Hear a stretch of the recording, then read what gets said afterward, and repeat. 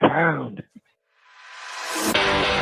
In a world Get the hell up! where Carolina Panthers fans Anthony from Charlotte, keep motherfucking pounding. have an insatiable thirst I need to see a lot more of that shit going forward. for Panthers news and opinions. All my C3 brethren from the C3 Legion. Only one podcast roars ferociously. The longest running Panthers podcast on the internet. It's the C3 Panthers podcast. Oh, Greg, I owe y'all $100, man. What's the deal, Panther fans? It's the last show before draft night. The Carolina Panthers have some big picks to make in the 2025 draft. Uncertainty looms for the Carolina Panthers, though, in this upcoming draft, as they could go any potential direction at any position group, and it would make sense. On top of that, there's a lot of belief that the Carolina Panthers could be trading back and acquiring more picks in an attempt to reassemble a roster that really has some potential, but nobody that really anybody just loves or hates. It's kind of a wild year. It's been a wild year. It's been a wild season, or 2025, 24, 25. We're in a new year now. Screw that. But last year was tough. This year's going to be great. You're listening to the C3 Panthers podcast, brought to you by CarolinaCatChronicles.com, where every Tuesday night we chop up the latest Panthers news and opinions from the fan perspective. My name's Tony Dunn. My wheelman, Cody Lack. How you doing? Tony Dunn, the rumors are swirling, and no one's happy about any of them. What else is new? The draft is upon us. I am so pumped, though, because there is so much uncertainty in the air. We really don't know for sure what way they're going to go. We have our best guess. Many people think that a trade back is imminent if it can be pulled off. We're going to go through all of that, man. There's rumors that the Browns and the Giants are looking to trade down. Who knows what that could mean? If it means the Steelers or the Saints are looking to move up. We have so much to talk about as the draft draws near. And Tony, you know we're going to do it with the best damn Panther fans in all of YouTube. You know them and love them. It's D's Ill Skills, the brand ambassador. What's up, brother? C3 Doug in the building. Charlotte Sports 1, my man Kyle, Dylan Brown, Justin K, Panther Gal 73. What's up? And our man VR, the Hope Dealer, Tony Dunn.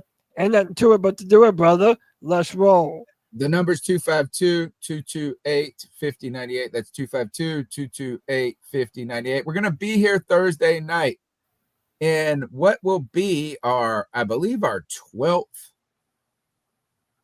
annual draft party as we react live to the Carolina Panthers 2025 first round pick. And throughout the first round, we'll be doing analysis and live reactions. We want you to join us on that. And on top of that, not only join us, you can be a part of it. We're going to rock it like a free-for-all this year. So you guys can be a part of that reaction and that process. We'll be doing more streaming throughout the draft. You guys need to be hanging around with us. And big shout out to the C3 Legion, who has been rocking the spaces multiple times a week and keeping the excitement going and covering every nook and cranny of Panther Nation. Tonight, we're going to be talking about those draft picks, what the numbers and what the Panthers are looking like. We'll be talking about draft rumors and even the thicker kicker being the perfect thicker kicker. And what will the Panthers do? Will they draft a kicker? I don't know. CK, good to see you. Good to hang out with you, my friend. How you doing? Man, I'm just, again, happy to be talking about Panthers football, man. We got the draft in 2 days. Is that right? It's on Thursday night, right?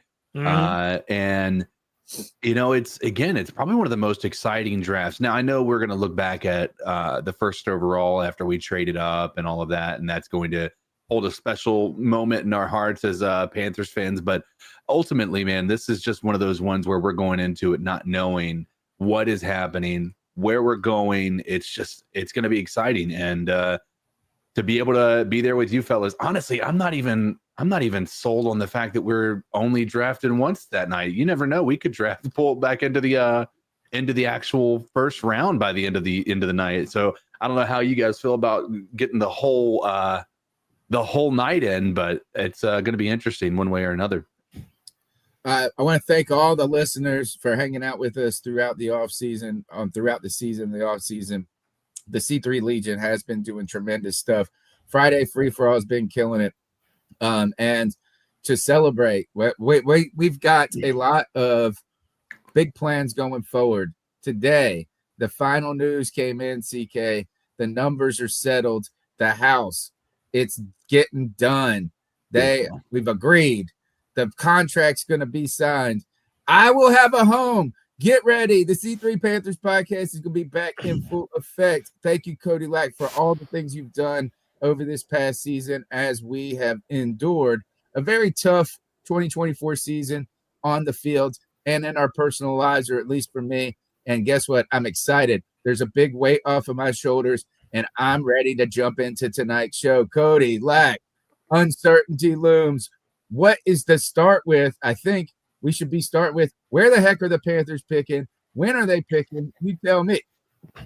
So we have the 8th overall pick in this year's draft, and in total, let's see here, 1, 2, 3, 4, 5, 6, 7, 8, 9 total picks for the Carolina Panthers that we have at our disposal this year. And we've been talking about for a while, Tony and CK, that it looks like an opportunity for us to rebuild this entire defense.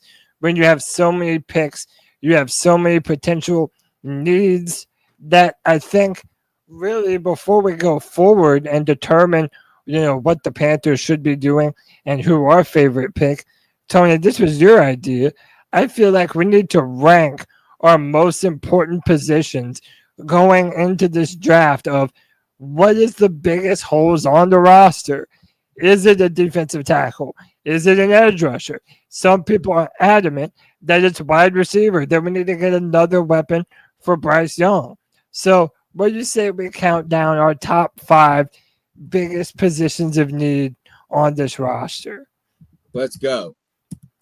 All right. How about we go? We'll do our top 5, and let's just go in order. So, Tony, right. what's your 5th most position fifth, of need? 1, 2, 3, 4. I'm going to say 5th most is defensive tackle. Oh, okay.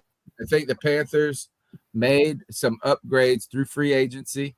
While they might not be listed as defensive tackles, but kind of like those 3-4 ends, you know what I'm saying? They are ultimately, if they were playing in a 4-3, we added the guy from Kansas City. We got another big boy. Oh, we got Bobby Brown. We've got some players that are pieces, but they have yet to, that we don't have stars. And not that maybe they become stars. Maybe Bobby Brown and some of these other players. Who's the guy from Kansas City? I should know his name. Trevon Wharton. I probably messed up the first name. Trevon Wharton, right, or something like that. Yeah, is I think Kershawn, my 5th. My 5th most important position is to continue to try to figure out a way how to solidify and stop that run. And I think that what you do is you work through free agency here. But I think what you could do is find some value, maybe even in the earlier rounds at defensive tackle, with the idea that they're not starting right away, but that they could be a rotational player that you could develop and can become a player as we try to figure out how the Carolina Panthers are going to deal with a Derek Brown that's coming off an injury, how these free agent acquisitions will work. And are we truly convinced that these free agents that were brought in are long-term solutions or attempts to bridge us as we continue to go? My number 5 need for the Carolina Panthers is defensive tackle. Yes, okay, you have one? Dude, this is so hard to rank right now because I don't know. I'm not super convicted of what position we need more than anything, but it doesn't even have to be on the roster. It could be like your top 5 positions of personal want too, like just in the positions that you think we need to add to this team. 5, I'm gonna throw out. All right, I'll do on number 5. I'm gonna do tight end. Oh, okay. So another tight end. that would be very helpful. I'm going to go out on a limb. First off, hello to Legacy Lynn, back in the chat room. Lynn, we love you. We miss you too. Thanks for being back in the show. Hope you're doing well. My number 5 is wide receiver, because it's not that I don't think that we need to upgrade that room a little. I would like to do so, and we're going to talk about some ways that we might be able to do so during this draft. But I do think that for the most part, this coaching staff likes what we have in the wide receiver room. Whether people love that or hate that. However, I do think that if they find an opportunity to add another piece to that room, I think that would be a good thing for them to do. So my number 5 would be wide receiver. Tell me, what's number 4? What's moving up the list of importance? I'm going to try to give this. I'm like actually trying to research at the same time. All right, I do want to clarify something because I know a lot of people and they're going to be like, defensive tackle. You're like, Derek Brown is listed as a defensive end on the Panthers' current roster, right? And Derek Brown is not a defensive end, so I don't think, when I say defensive tackle, I don't mean a nose tackle only, but I mean a big boy that can play in 3-4 on that 3 front, that whatever the tech 0 and what 1 technique. Yeah, so a compliment, like a Derek Brown type of player would be fine to add to this roster. Obviously he's a star, but like a player of that skill set, not necessarily a guy that's only like the nose guard. So I don't know. I hate the way that the 3-4 defense is like the positions, like, because outside linebackers, man, those mugs are defensive ends, and Derek Brown's still a defensive tackle to me. Okay. All right. My number 4 position of ranking is actually tight end. I think this is we had a exciting player last year added to the Carolina Panthers at tight end, and let's see right now, if we're looking, we've got Dominique Daly, Colin Granger, who is the basketball player. We've got Jordan Matthews. Jordan Matthews is actually on the roster right now. That's pretty cool. James Mitchell, don't know who he is. We've got Jatavian Sanders being the exciting player that was added, Tommy Tremble, and that's it. So I think the Carolina Panthers are truly working with Tommy Tremble. They're going into the season with this. Is Tommy Tremble, Jatavian Sanders, and Jordan Matthews is a player. I think I liked him a lot. But these other guys are not they're not going to be players on this team. In fact, when you say it like that, and you've got 2 tight ends that you could believe could work, and maybe I need to be pushing that tight end up the list, or what the Panthers may be doing is looking for a post-draft free agent acquisition at tight end still addition to this team. Yeah, to me, the most fun pick that we could make at number 8 overall is Tyler Warren. Whether or not we do that, I don't know. CK, what's number 4 on your list of importance? I would agree with the defensive tackle statement that Tony had at 5. That'd be my position. Okay, so you guys are swapping picks there. All right. So for me, my number 4 is going to be safety. I think that in this defense, we need that tone-setting safety that can do multiple different things for us. I like the Trevon Morgan signing, but I think that if the Panthers could find a way to add a real legit free safety that can shut down one side of the field, I think that would be so much more beneficial to the corners on our team, like J.C. Horn and Mike Jackson, to allow them to play aggressive and fast and play the ball. I think a high-end safety prospect does that for us. I'm going safety for at number 4. Excellent. All right, moving on. My number 3 ranking of position. And this isn't this doesn't necessarily also, I don't mean when I'm saying this is how I would draft them, right? I don't know if I would just like go, oh, we're need. But to me, this is a ranking of need and desire to change this team and this roster. Now, whether you pick them at 1 or 3 or how the order is, I'm not sure of this. My third most important position is linebacker. And you're going to see a common theme right here. Defensive tackle, every other pick. Just go ahead and think this. Every other. We're going the Panthers have been weak over the middle. And that's from the defensive front all the way to the backfield. And so I think if you really want to make a difference on strengthening this team quickly with youth, it's through the center. Strengthen the core, kind of like what we did on that offensive line by adding that defensive tackle like I was talking about earlier. The Panthers right now have some potential. And look, is like, I mean, I'm not even just saying like I don't think outside linebacker. I'm talking still wondering if we're talking about like a true tone setting linebacker. And the guy we drafted last year we have Josie Jewell on the roster, who was fun, was not a bad player for us. No, not by any means. But I don't think it's somebody that you build upon. I mean, in a sense. John Radigan, I don't even know who that is, linebacker.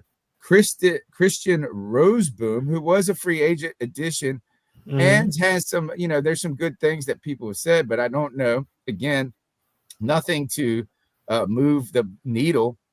We did pick last year Trevin Wallace, and there was some potential. There was some excitement. I don't think that he is a player. When did we pick him? Second round, maybe third? Second. Who you said Wallace? Yeah, for the guy from Kentucky. Third, right? Yeah, Trevor Wallace. Yeah, it was a 3rd round pick. Yeah. Or no, it might have been a 4th round. Maybe I thought we picked him before Jatavion Sanders. I'm not. Maybe so. It was. No, you're right. We did. It was the 3rd round. Third. I think there's a lot of potential there. I believe in Dan Morgan picking a player that's an athlete and can recognize somebody at linebacker. This is not me saying that he is not an important player going forward. I don't think the Panthers have enough horses in the stable. Potentially this is that, look, Josie Jewell, the Roseboom, and Wallace, like they all got to work. Nobody can get hurt, right? So linebacker, very important need. I want the Panthers to strengthen the center on defense, and I think you can build on the edges potentially through free agency in the coming years. Yeah. Thank you to Just Don't Care, who we have established before. Cares a bunch, and we love that he does. He gifted 5 memberships to the C3 Panthers podcast. Shout out to Just Don't Care. We appreciate you, brother. You are the man. CK, what is your 3rd rank position of need? For me, 3rd rank is going to be. All right, so mine is going to be safety at 3rd. Yeah, we haven't had a shutdown safety, and I honestly don't even. Or even a good one. I don't really. When was the last time we had a good safety? Maybe Jeremy Chinn's rookie year. Maybe. Yeah, that was even a fluke. I mean, like that was. We were only looking at that because he had that record of like having 3 games of like a return fumble for a touchdown. Right? I think he had he had one. He had 2 touchdowns in 1 game. Yeah, against the that's Vikings. what it was. Yeah, he was almost defensive rookie of the year had he not been going against Chase or Chase. He did play. The thing is that they never committed him to just play safety or just strong safety in that Swiss Army knife. I'm trying to think of another. I mean, we've got the guy that came from Minnesota who was on the team last year. Gosh, what's his name? He was all right. No, we haven't had a good safety. I can't remember the last time we had a good safety. You mean Xavier Woods? Yeah, he was. Yeah, Xavier Woods. No, not even like the last good safety we had was like Captain Money. No, he was at corner. Kurt Coleman. Yeah, dude, I love Kurt Coleman. Shout out Kurt Coleman. So many good numbers. I mean, like somebody tell us the last good safety we had on this team. And this tells us. Reed. Reed was all right, but he was like, it was mired in controversy.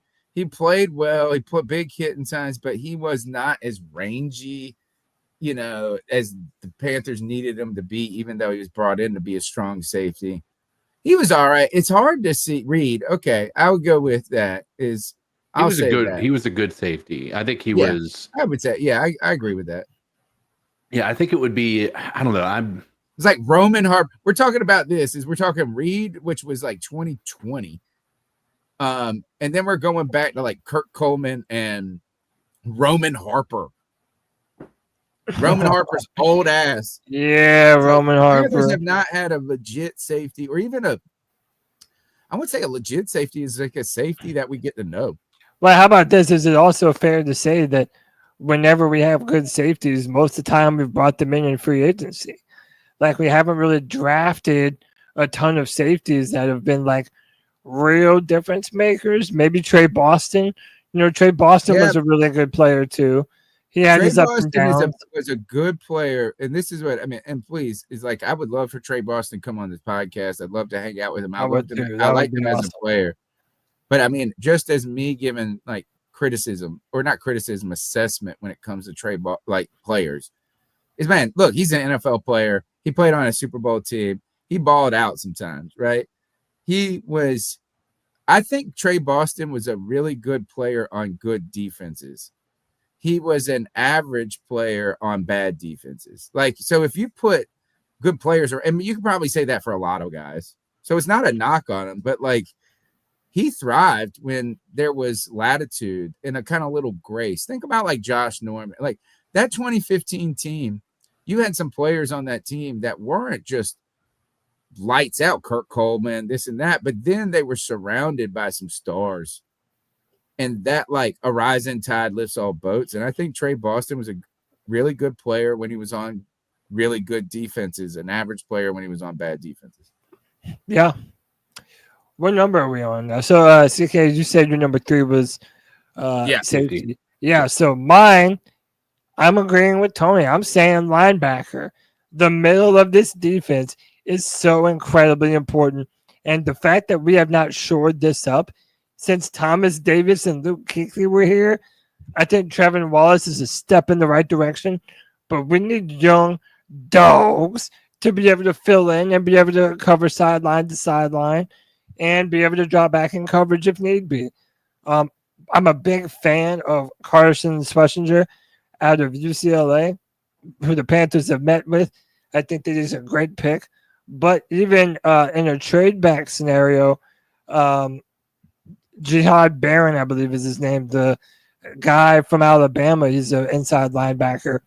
And he's also really, really good, really, really strong, fits what we need. I think that would be a good pick. I could even have linebacker ranked higher than this. Part of me thinks I should, but I'm saying number 3, we're going to go linebacker. All right, yeah. Tony, we're up to the top 2 now. What's your second most important position of need for the Panthers? Defensive end / outside linebacker, right? And so whatever you guys want to call it that makes you feel better about being a football expert or whatever it is. But I'm talking about pass rushers. I'm talking about the boys, if they're in the 3-4 or 4-3, that are sent there to go after the quarterback, to beat that left tackle, to beat that right tackle. I'm not talking about a guy. I don't even care if the mug. I don't want to drop it back into coverage and doing all that stuff. I don't want to be a physical liability. The Panthers do not have any pass rush when it comes to the edges. And let's go through some names that are currently on the roster that they have to work with. Amari Barno listed as outside linebacker. Carlos Basham, don't know who that is, outside linebacker. I'm going to do both linebackers and they got Derek Brown listed as defensive end. Sorry, I don't care what you say. It's not my thing. All right, outside linebacker, Jadeveon Clowney, best so far on the team. Now you get some other guys here. Kenny Dyson, don't know who you are. How about outside Thomas Incoon? Don't know who you are. DJ Johnson, look, was old when we drafted him. I don't think. Look, as I hope maybe becomes a player, maybe he improves, but I don't believe right now that you can to bet on that as it's a long bet rather than a sure Yeah. bet. Patrick Jones II, you bring in somebody from the outside, right? Another guy that was coming from Minnesota. And you also get, who's the guy that had a good run towards the end? Brian Ray. That's not, who was that guy from Minnesota that had something? It was something with a W, wasn't it? Wanham. DJ Wanham. Who, by the way, a lot of people were really upset at DJ Wanham because he didn't produce a lot early. He had that weird procedure. He was hurt. Yeah, it didn't heal right from a surgery. But to Dan Morgan's credit, when DJ Wanham turned it on late in the year, he was really good for us, and he was able to do some things. But you're right, though. Outside of the next year or two, they are not long-term staples on this team. And I think these are good players. They're better, like kind of like a Trey Boston type player. Can be good, really. Some of them could be good players on good teams. But you can't, like, man, what do you think you're going to ask Wanham and these guys to be all of a sudden to be? We don't have a star. There's no stars there. Jadeveon Clown is the biggest name up there, and not even the biggest name, but one of the more disruptive names up there. The Panthers are certainly lacking there in youth and also just pedigree in a sense. Right. Yes, sir. Final. CK, your top two. What's your number two position? Number two for me is going to be middle linebacker.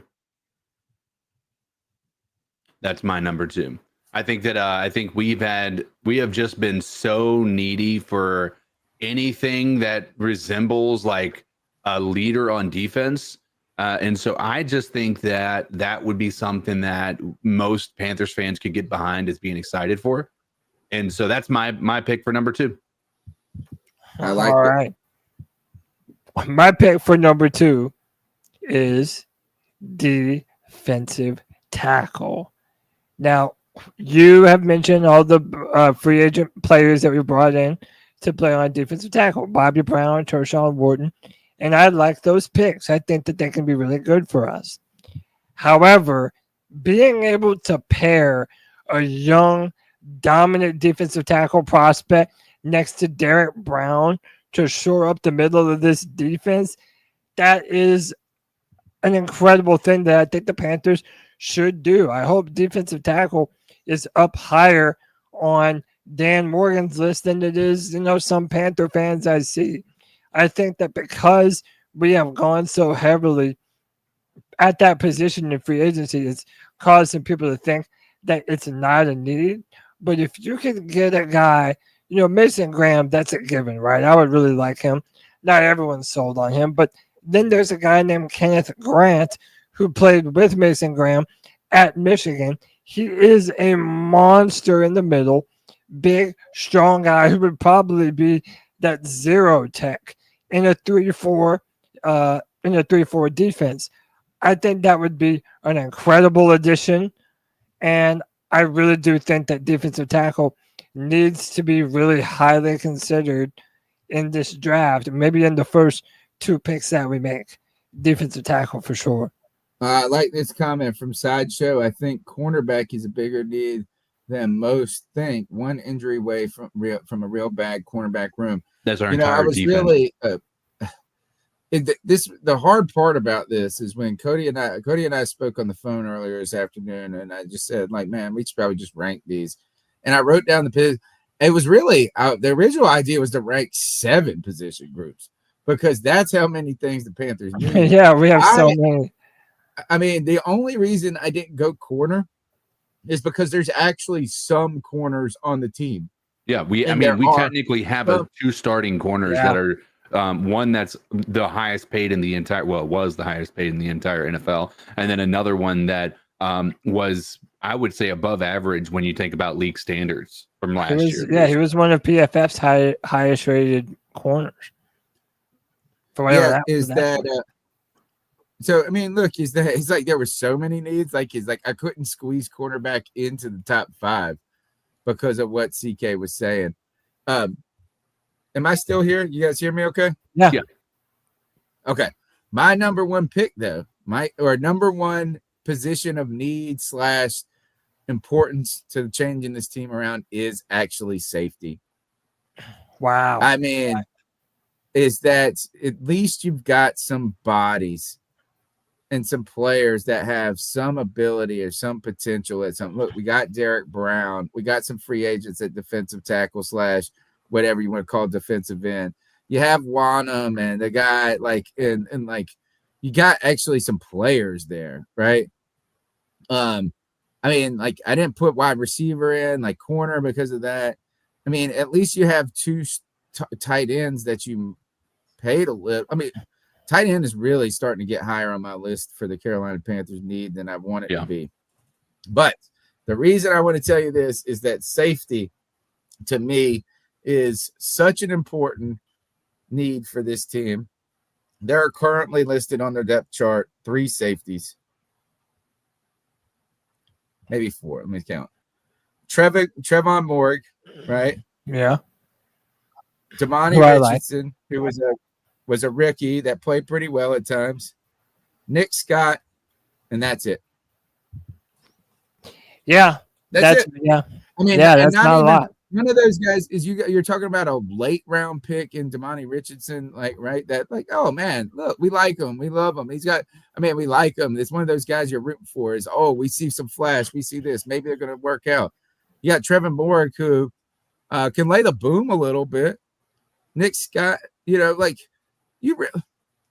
got nothing. Yeah, we really don't. This is a thin group right there that's kept me from putting some other people in.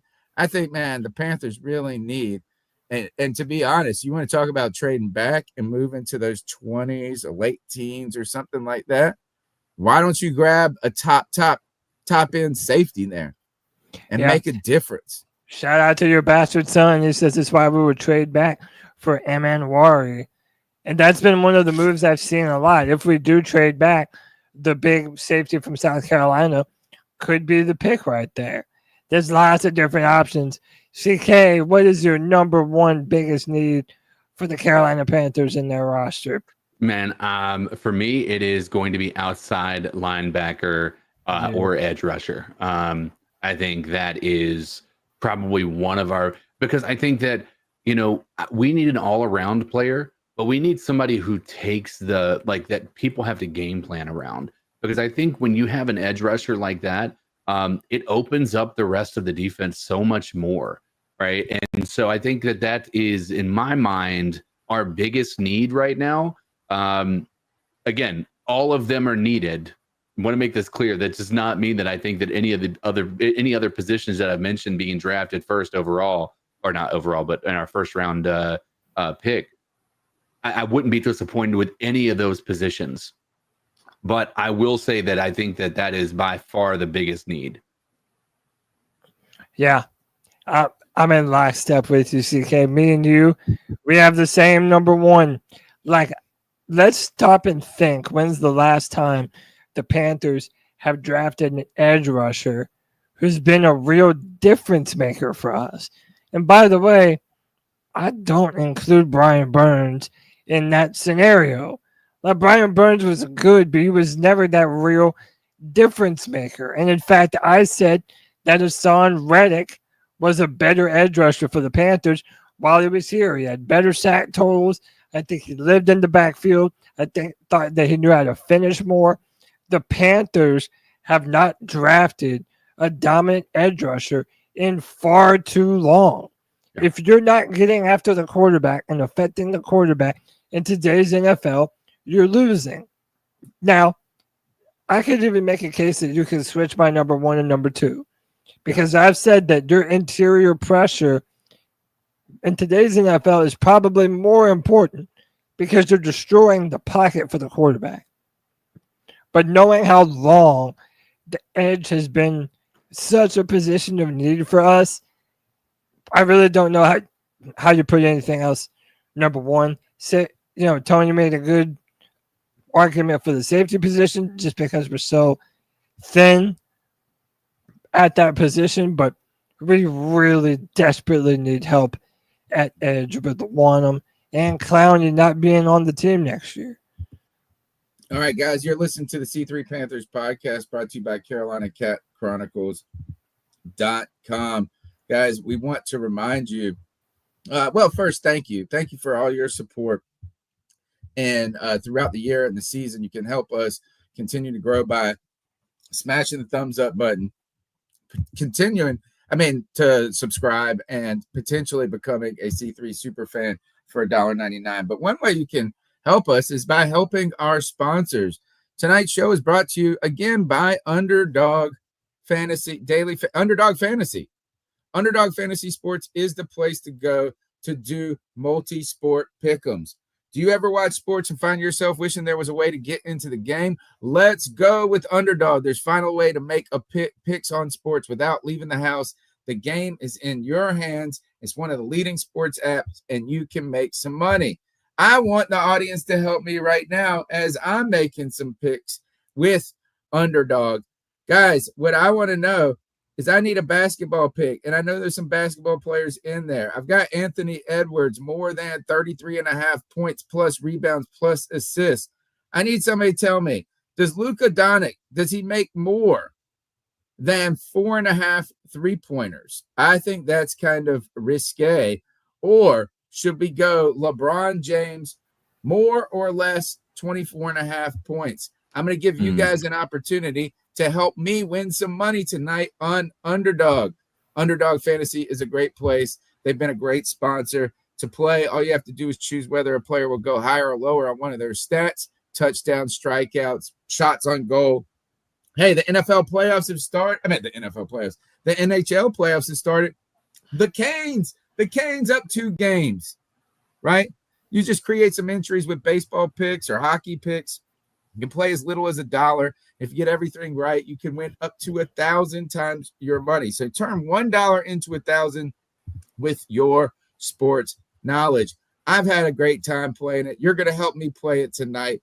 You must download the Underdog app now and sign up using the promo code C3P to unlock a special offer of up to $1,000 in bonus cash when you make your first deposit. Join in on the fun when you sign up with the promo code C3P. Claim your special offer today and get up to $1,000 in bonus cash. Cody, as these people are helping me with my picks, tell them, yeah, man, they need to disclaim them. Oh, absolutely. You must be 18 plus, 19 plus in Alabama and Nebraska, 19 plus in Colorado for some games, 21 plus in Massachusetts and Arizona, and present in the state where Underdog Fantasy operates. Terms apply. Concerned with your play, call 1-800-GAMBLER or visit ncpgambling.org. In Arizona, call 1-800-NEXT-STEP or text NEXT STEP to 53342. In New York, call the 24/7 HOPEline at 1-877-8-HOPE-New York or text HOPENY.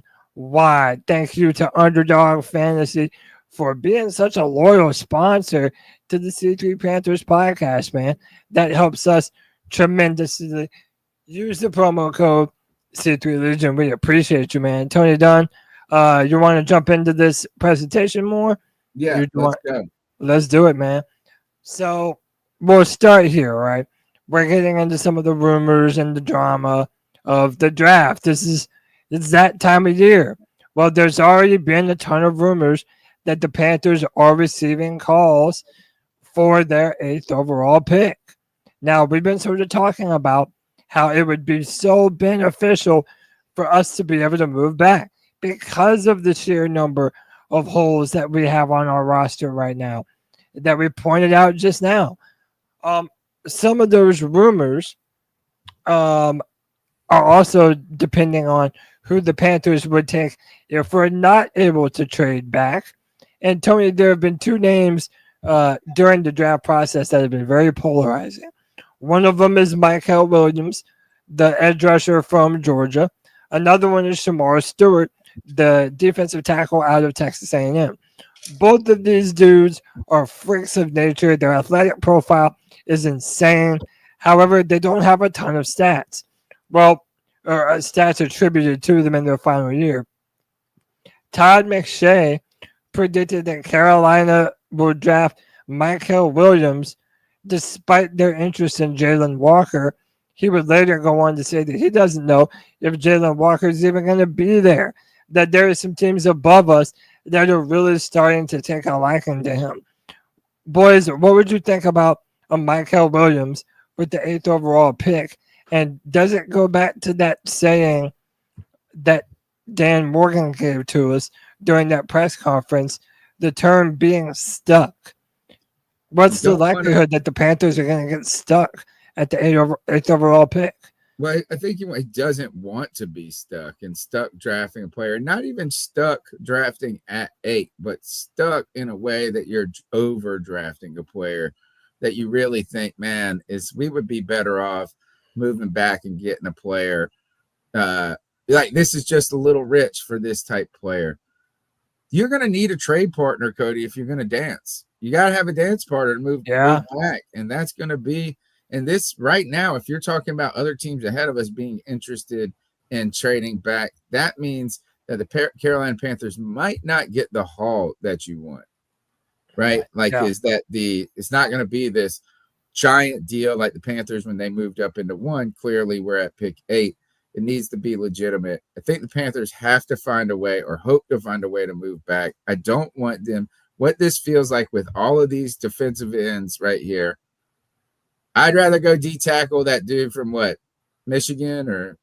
Yeah, but there's 2 of them. There's Mason Graham, who could be available. Yeah, I mean, if he ends up falling down the board, yeah, that would be awesome. I feel like that's a type of position and player I'd be more interested in. This feels a little shopping hungry to me. Yeah. I mean, I don't know enough about these. Again, as I've said every time we've done these draft shows, I am not a college guy. I don't watch the tape to be able to give my own real honest opinion about that. But from the overarching feeling I get from people, this would not be a pick that most people are going to be excited about. I don't think that I told you edge is important, but not at the expense of, taking a guy who could be a game changer on a defense, Yeah. No, absolutely. I mean, there's so many ways that this draft can go now, because now some of the teams that are ahead of us, who were sort of locked in mock drafts, at least, which were the lowest count for, but most of them have had Mason Graham going number 4. And it looks like it might not stay that way. But part of the rumors that we're already hearing, and this is relevant to us too, believe it or not, that the number 2 and number 3 pick, the Cleveland Browns and the New York Giants, are entertaining phone calls to trade out of that pick. Now, this is what I want to ask you boys, right? So this went viral today.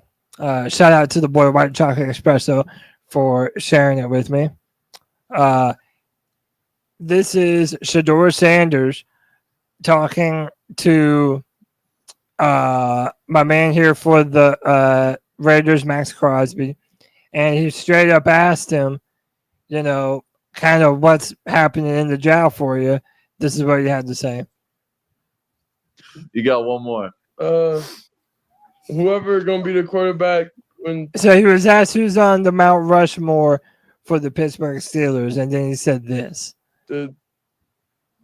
For DK Metcalf and George Pickens, whoever that is. For sure. I love that. That's a hell of a. Almost sort of hinting that is him that he's talking about. So many of the rumors are that the Pittsburgh Steelers could try to move from 21 up into the top 3, which that would prevent a trade back scenario, in my opinion, boys, because if Shedeur Sanders is not going to be available in our picking range, then I really just don't see what other players teams are going to want to move up for. Now, also, my question to you is, do you think the New Orleans Saints could indeed be one of the teams looking to get aggressive and go up and get their quarterback? I think that, I mean, it would never surprise me if the New Orleans Saints were the aggressive team, right? And making very risky moves. But we talk about just the state of their team. I don't know if we if they really have the true ability, and would it be malpractice in a sense for them in trying to build a team to risk it all on a rookie quarterback in a class where I think a lot of people are not just fawning over it. Now, it's not the worst QB class we've seen by any means in the last few years. Now, I don't know if the smoke about Shedeur Sanders not being really beloved by some of these top teams is real. If the Giants and the Browns are both interested in trading back, are they truly in love with one of these quarterbacks? It tells me that these two teams are scared to pull the trigger on that. And I think that this may be a sign that, like, hey, while Shedeur is, if Shedeur, it could be one of those quarterbacks that is available at 8. Yeah. And then I think it'll be a lot easier for the Steelers to move to 8 than it would be to 2 or 3. Yeah. CK, what say you, man? I mean, what are the possibilities that we could still be the team to deny the Saints their quarterback by trading back? I think it's always going to be a possibility. Is it a probability? That's a great question. I don't know the answer to that. But it's going to be certainly interesting to be the team that does that to the Saints again. I mean, I just think that's hysterical. Sideshow says the Saints will trade with the Jets to block us. And another caveat to this is that there have been continued stories about Aaron Rodgers being willing to play for $10 million and being really just denied interest by the Pittsburgh Steelers. I think I don't know. And I'll just put this out: is the Giants such a big platform, such a big market? Maybe a Shedeur would be great for them, in a sense, is they went from Daniel Jones to boring ass Russell Wilson to having a guy that has this bravado to him. I think the Browns are going to be gun shy at quarterback. I think they've been so bad at picking quarterbacks. I think they've not only been bad historically about drafting quarterbacks, but then the debacle with Deshaun Watson. I think they're scared to pick a quarterback here in the top 3. So if you were betting, would you say that Travis Hunter is the pick right here? Yeah, I think this is. I really think Cam Ward is going to be the only quarterback goes in the top 5. Interesting. I could see that. I think that's a really good point. I think that if you look at the landscape of the league, I don't know that there's a lot of teams that are that quarterback hungry, even if these guys were that person, right? I think there's a lot of teams that have their guy already and aren't going to be willing to take that valuable of a pick on a guy, like a Shedeur. I mean, we're not talking about a generational quarterback, right? At least not apparently. It's like he's not coming in with that talk, or at least. But, CK, I've gotten to the point where I don't trust any of that anymore. To the point of generational quarterback, all this talent. And then somehow Shedeur has been tremendous and played fantastically in every opportunity he could be. He could be a guy that he's like one of those. It's the reverse of what half the draft prognosticators say. Is this guy's a lock, and all these locks turn out to be bums, and then all these kind of we're not sure. There's some questions about them. Then those guys turn out to be some really damn good players. So I think Shedeur Sanders might be a really good player. I think a lot of teams are going to be scared though about what the Sanders family brings, and I don't know if that's fair to Shedeur. I don't know if it's fair to Dion, and I don't even think it's a right move by teams to play like that, to be what kind of going back to Cam Newton and the idea of I'm scared to take somebody because they got a personality. Yeah, man. Dude, shout out to the real AP. Says I'm stoked for this draft and this upcoming season. And I hope Bryce and this offense picks up where it left off. If not, then what is the next move? Oh gosh, when it comes to we can't even get in that conversation. What is the next move when it comes quarterback? It better not be any moves right now. We need Bryce Young. The Panthers need Bryce Young to progress this year. They need him to grow as a quarterback and become the player that they drafted, that they believed that they were drafting. We saw signs of it in the back end of last year after a start where it looked like, man, everything's on the table. But we listed all the needs on this team. We can't add one more. We cannot add one more to the list. The Panthers' real ascendance or ability to right the ship, to turn a giant like a cruise liner, right? You can't turn a cruise liner on a dime, but you need that Bryce Young pick to continue to pay some dividends. Absolutely. I don't even want to think about that, but valid point. But one that really the Panthers will not think about until the end of next season. If they do, that's a problem in my mind. Yeah. I mean, it would be, I don't know, it'd be short-sighted for them not to at least look at that as a potential outcome. I don't think that you successfully plan for the future without looking at all possible outcomes on this, but I am in 100% agreement that we cannot have that be a primary focus of this offseason. No, it can't even be on your thought. You have to think this, CK, is that like you're willing to say this entire season is going to be Bryce Young at the helm. None of that bench him in week 2. Like none of that at this point is like you're playing him in year 3 every single game, and you're going to see progress, and that's what you believe is going to happen. And if you don't see that, then you are going to be asking some serious questions at the end of the season. Yeah, and that's at the end of the season for sure, right? I agree that we shouldn't go into this offseason with this idea that there is no potential for this to go backwards, right? I was incredibly encouraged by what we saw from Bryce at the end of the year last year. But in all reality, if I'm going to be able to look at this from a non-objective point of view, an objective point of view. I mean, what I mean is non-biased. Yeah. So an objective point of view is we've got to keep in mind that was only a very short and small window that we saw improvement. Now, did it look way different than anything we had seen from him? Absolutely. And that's why I think it's worth being encouraged by. But at this point in time, to look at this as a guarantee is still very short-sighted. I don't think that we can go into this offseason with this idea that we have the guy and we know it without a question. There's going to be some opportunities. There's probably going to be some fallback. There's probably going to be some bad games. I don't know that he is like elite.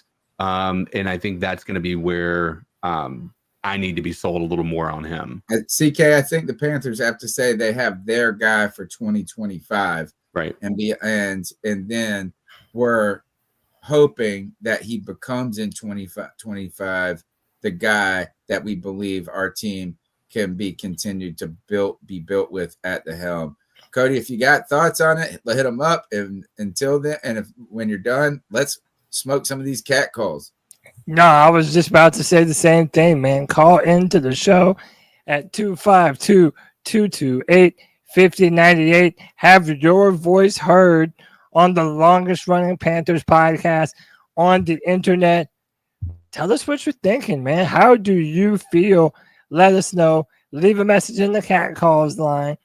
Let's do it. So what are your thoughts on catcalling? Yeah, it's pretty you shouldn't do that to somebody. And how did that make you feel? Very uncomfortable. So how do you think catcalling makes the person feel? It feels good, like. Who's that cat sitting in the back corner with his face buried in his nose? Who's that kid that can use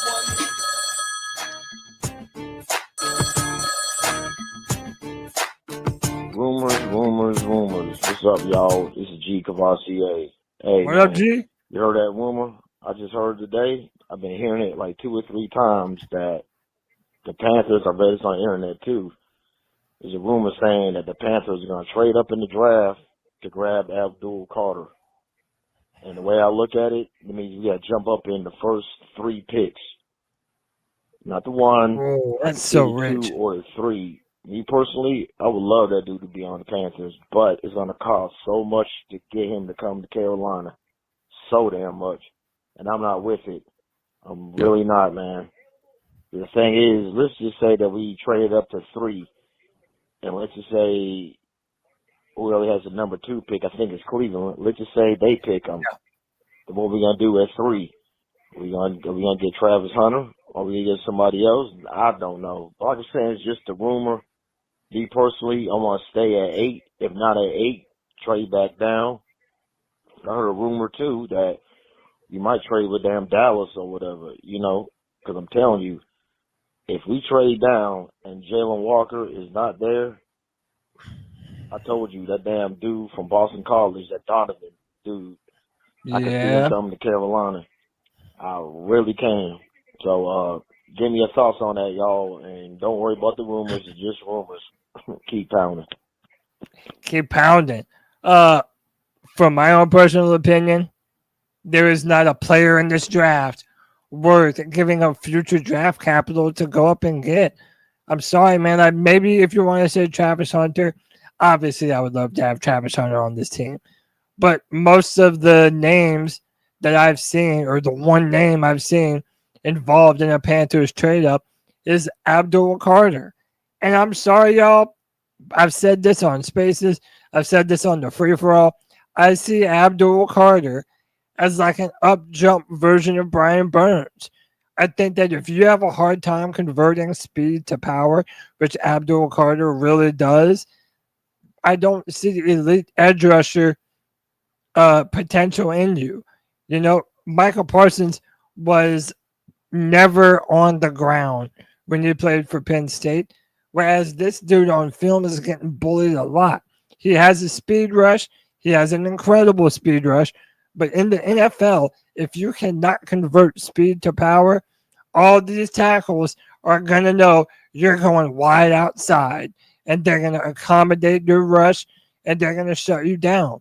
And I feel that's a real problem in the game of Abdul Carter. So, yeah, there is no scenario under which I would give up future draft capital to go up and grab someone when the Panthers have so many positions of needs, as we all have just demonstrated here on the pod. There are so many. The There's list too many. we did 5, and we did 5, and we could have done 8. Right? Positions of need. And is there anything, my son, who is now becoming a man, like he is 17. He's a college football fan, but he's starting to dip his toe a little bit more as some of the players that he likes from college are going to the NFL. Yeah. So he comes up to me, and I love this because my son never, it's not that he never talks to me, but yeah, not about football generally. And he said, "What do you think about this? What's the corner's name again? What's that mentioned? George Sanders? No, the corner. Oh, same team. Travis Hunter. He said, Travis Hunter. He said, "What do you think about this?" Travis Hunter said he wouldn't play for a team that didn't let him play both sides of the ball. And I haven't heard this comment. But I said this, I would love to see a player do it. Like, that would be the coolest shit if it actually worked. Yeah. But I was like, man, in the NFL, I can't. If you could do that in the NFL, yeah, dude, it's so hard because what room is he going to be in? Is he going to be in the wide receiver room or the corner room? And those are intricate game plans that you have going into a week. You're not going to be able to do both of them. I think the corner room actually takes more attention to detail than even the wide receiver room. Probably so. Because the corners are adapting to you. So you just know what you're going to do and how you're going to do it. I think being a corner requires, like, the greatest corners become heady players. And they, it's like they have to learn all the ticks and the this and the that and the scenarios. I think if you did do it, you bring them in and you say, hey, we're putting you at wide receiver, but your meeting time is like 80-20 cornerback room to wide receiver. Yeah. Do you think that it's possible? Has anybody else heard this? Because I didn't go fact check it with No, myself. he did say, I mean, I don't know if it was like he refuses to play, but he wants to do both, you know, like again, Tony, I'm not a baseball fan, but I've become aware of Shohei Ohtani and how badass that dude is being able to be MVPs. Yeah, like to be a premier pitcher and to be knocking homers. Like, you don't have to love baseball to know that that's a rare talent and a rare athlete. I think that the opportunity to make history is important to Travis, to be that first two-way player. Again, I think it's a lot harder to do playing football than it is in other sports. And I agree with what you said too, like knowing how to accommodate as a corner for the opposing offense, and how a wide receiver can break off a different route depending on coverage. And he can make that own read in the moment and decide which way to break. And as a corner, you have to accommodate to all that stuff. That being said, and again, this is just a pipe dream, right? But let's just say the Panthers need both a quarter and a wide receiver. Right, that's what I'm saying, dude. So if we did draft him, maybe I'm in the minority here, but if we drafted him, I'm playing him as a wide receiver first and a corner second. To me, he reminds me a lot of a CeeDee Lamb type of player. He's a very fluid mover. He will go up and grab anything out the air. Like, the dude is not afraid to go up and grab a jump ball by any stretch of the imagination. So, yeah, if I had my pick and I could play him one way or the other, he would be a wide receiver for me. All right. Let's go to the next call. CK, Tony Dunn, Cody Lack. What's up, brother? Legion. What up, guys? It's the Hope Dealer checking in real quick. Hey, 2 days left, baby. 2 days to the NFL draft. I don't know about y'all, but I'm excited. Hey, I just wanted to throw some good vibes out there, man. Look, hey, no matter what happens in the draft, look, y'all, trust the process for Dan and Brant. Trust the process for Dan and Brant. Think about how far we've come in just 1 year under their leadership. See, the way I look at it, Dan knows talent. He was a scout, right? And Brant Tillis knows money. He came from Kansas City, one of the most well-run organizations in the league. David Tepper has been in the background, y'all. That's what we wanted. He's been in the background. So just be encouraged that on Thursday, no matter what happens, you know, if your guy is not called in the draft on Thursday, be hopeful. Trust the process. Just know we're building this thing the right way, y'all. Just compare it to what we saw with Fitterer and Tepper just a couple years ago. Just compare. Yeah. Remember, we came from not having no plan at all, or seemingly no plan at all. We have a lot of needs, but we still in a weak division. We can make some noise, so trust the process, y'all. It's going to be okay. I want to wish everybody out there a happy draft day, and everybody keep pounding, baby. Pounding, Hope Dealer. Love you, bro. Appreciate you, man. Tony, CK, I've already sort of accepted that no matter who we pick, there's going to be a lot of folk pissed off. Just because there is no consensus, right? Like, I've even seen in the chat room tonight, people either love Jalen Walker or they think that he's overrated and that he's not even worth a top 10 pick. And he's probably going to be the guy that, if he's available at 8 and there is no trade back, Walker is going to be that guy. Then if you draft Ted McMillan, you have people like me who don't really think that he's a day one impact guy. I think he's going to have some growing pains. There's a lot of players that are kind of in that range where if we draft them, there's going to be a lot of pissed off fans. You know, I'm but going the other way with this. Is I think that this might be the least controversial draft when it comes to the Carolina Panthers because there are no real. We haven't latched on to any player specifically because there is so much need in so many places.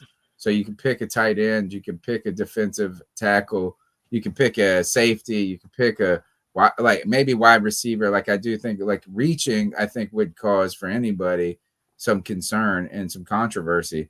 But like nobody loves anybody out the gate. Like it's like this is the only guy we need. It's going to change our team, and then nobody can refute the idea that there's like 9 position groups that the Panthers need to address. Yeah. So I think a lot of us are just sitting there going, who's the guy? Why'd they pick him? And I hope he works. Yeah. So shout out to the Hope dealer telling us to keep it positive because there's definitely going to be a contingent of the fan base who needs to be told, hey, man, it'll be all right. Trust the process.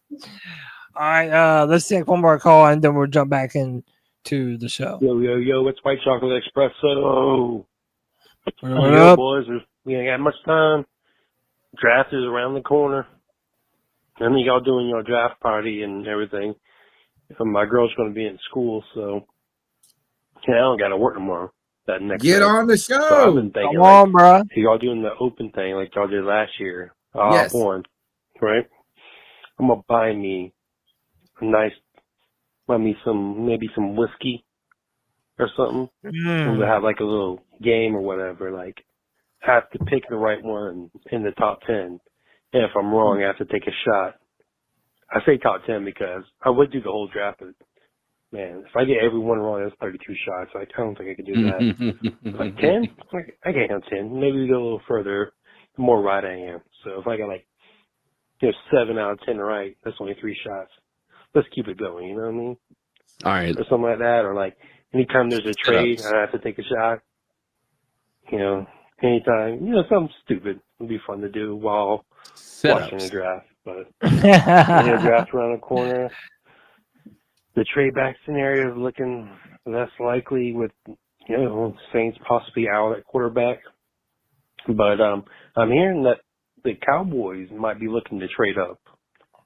Like I heard Jerry Jones or something saying, hey, we might be, trading up or whatever. I'm like, they want Gentry at 8. If he's there, I'll take the 12th overall pick and the 44th overall pick. I'll take that in a heartbeat. But, that'd be pretty cool. Give me your thoughts. Thursday around the corner. Yes. Your boy is out. Son. Peace. My bastard son, I love you. I like a lot of South Carolina Gamecock players in this draft. Cody, I got to say this is out of so many of the drafts that we've covered, to me, it's rounds 2 and 3 that I believe the Panthers have to make the most noise in. Yeah, I think so too. Is we've always said you can't miss on a first round pick, but there's so many ways that it's just the first round is just so. I don't know about these guys. I'm not saying that there's not going to be a player. These players aren't going to turn into great players or things like this, but we're not looking at consensus type players. But there is some depth and opportunity in this draft at some position groups. But the Panthers have so many needs. They really got to fill out a roster and make some. When I say make some noise, it's not like splash. It doesn't even need to be they got to really hit like a second and third round pick if there's some uncertainty around your first round pick. We know this as we continue to go back to that New Orleans Saints draft where they had 3 all-pro players that they drafted with Alvin Kamara and stuff like this. The Panthers are in such a state of need with a potential of growth, right? Youth, young coaching staff, opportunity, but they really got to do more than just hitting 2 guys in this draft. And I think the most important picks in this draft are rounds 2 and 3 where you got multiple picks. Agreed. And by the way, C3 will be live for the entire draft. We're going to do this Thursday night. Watch us reveal the 8th overall pick together with the C3 Legion. Night 2, we will be live. I will make sure we go live. And day 3 should be an all-day affair. And we intend to be live for that as well, man. So keep it locked right here to the C3 Panthers podcast. Tony, let's take one more and then we'll jump back into the show. Let's go. Yo, what's up, C3? It's Anthony from Charlotte. Hope What's your up, boys are man? having a good Tuesday, man. It's been a minute. I've been a little absent. But it's draft week, and I had to pop back up, obviously. If you guys are doing well, man, you obviously know I'll be there, man. It's definitely exciting. I have no idea what the team's going to He did say his call was messing up on him. All right, let's go back into the show. Thanks, Anthony. We're going to be ready for you. I hope you pop on the show. Everybody, we want you to be part of the draft process, part of the C3 Panthers podcast. Smash that thumbs up button. Subscribe. Consider being a C3 super fan. And just be with us here. Mind, Spirit, Body. Nick Montero, C3 guy from the beginning. I'm buying a new house right now. Things are changing in my life. It's an older house. I called him up. He's an electrician. I said, dude, what do I got to do about this? What do I got to do about this? My man picked up the phone and spent 30 minutes on me, with me, taking pictures. Shout out, Nick. Y'all are the best. Cody, what we got next? Yeah, man. So look, we have talked many and more times about upgrading this wide receiver room. I am of the personal opinion I don't love Tet with the top 10 pick. Okay. No, yeah. But I don't like any wide receiver in the top 10 pick right now. Well, how about this? Would you be willing to give up pick number 57 if it meant we could trade for Bryce's former teammate at Alabama, current Detroit Lion, Jameson Williams, might be on the trade block? Now, he can ball, bro. And you know what? He's been through adversity a little bit, Yeah. a little bit of injury, a little bit of overshadowed by some other players. And what I like about this guy is that he responded last year and he's continued to play hard and work hard, coming from a good team. I don't dislike that idea, Cody. Yeah. CK would say you, man. I mean, Draft or trade? Big, strong, Trade. Fast, super fast. I'd trade. I'd trade in a heartbeat on that one. Like, I think that if that is in fact an option, like I would trade. That would be 100% something I'd be willing to do. Yeah. To me, there's no reason not to. He's a proven player. If you're going to use picks, use it on someone who's still on a rookie contract, who already has that dynamic element that your offense is missing. And like I said, he has actual history with Bryce Young. To me, if you want to go wide receiver, there's no other better way to do it than this. I don't know if we have to trade too much either. Think about this: imagine what you said, 58,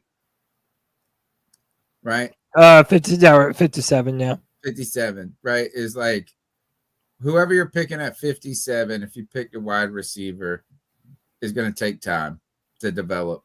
You're talking an instant impact player, a player that's going to play and be. Now, will he be the player that he was projected to be? I don't know. Will he be the player that we all in fantasy football want him to be? I'm not sure. But this guy would be starting for the Panthers right out the gate. No lag time. And that's the thing we got to think about is while the draft is exciting, you're talking about development. And there we put so much. There's been an increasing pressure over the last 10 years in the NFL draft for these players to come in. You're like, oh, well, we drafted a linebacker in the third round. He's got to start. He's got to do all this. This is a guy who's been in the NFL, ready to go.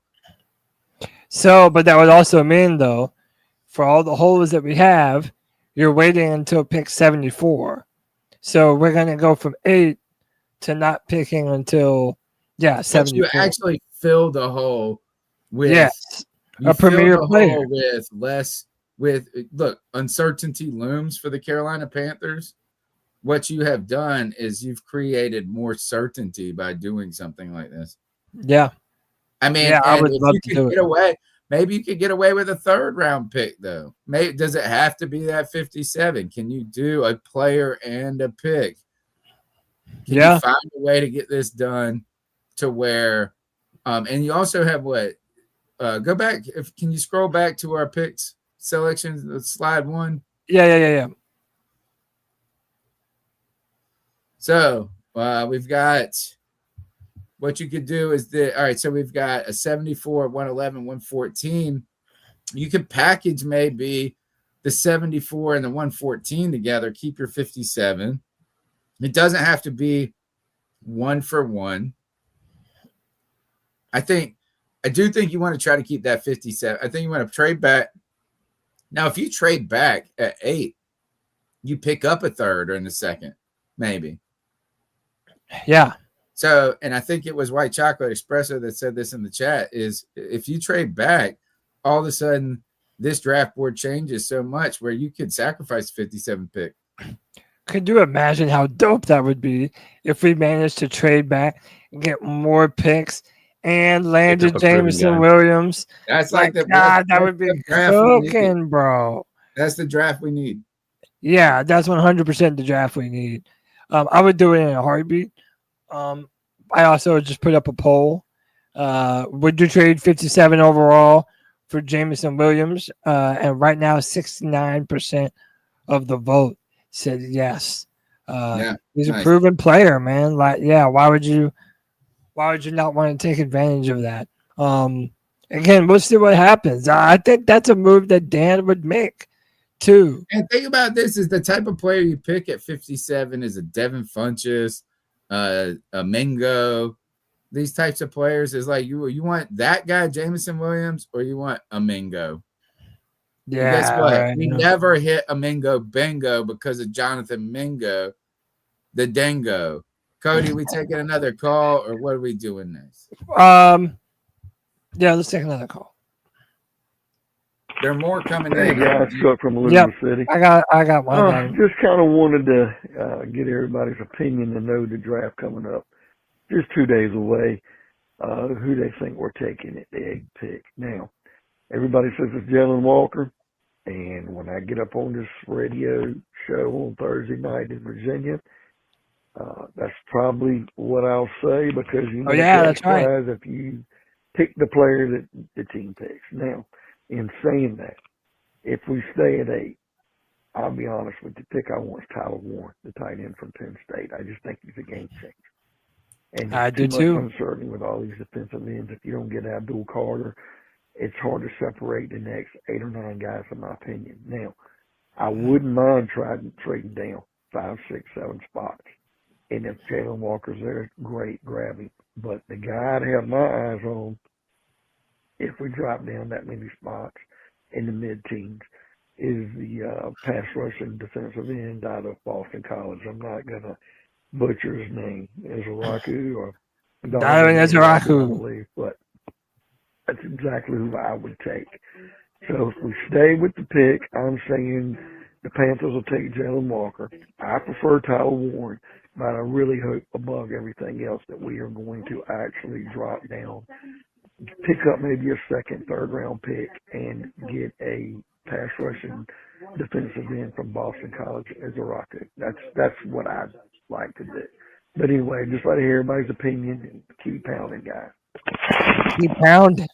I love Donovan Ezraku. Tony thinks he went up against some bums, but I think he's good. In our last Friday free for all, I test, and you got so mad at me about it.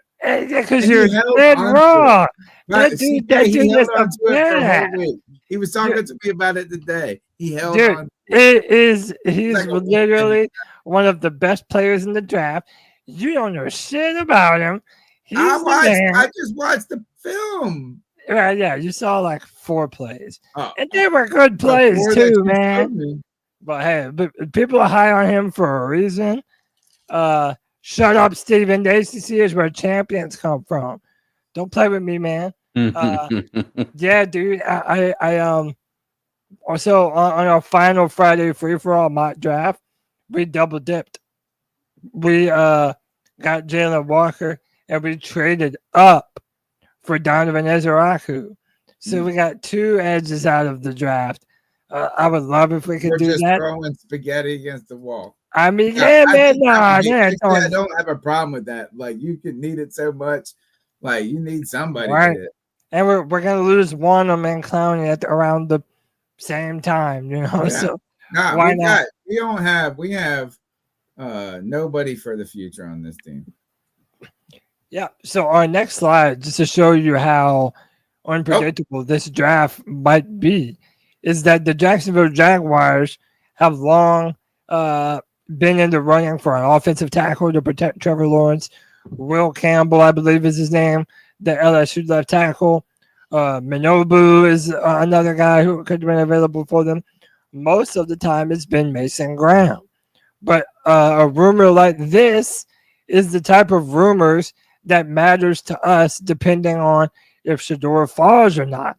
Because if the Jacksonville Jaguars draft a running back, this is the type of move. In the first round? Yeah, number 4. Into, right? Number 5. I'm just reporting the rumors, man. This is not just one place. Even I tell you, the news cycle is low. It's slow. This is news cycle.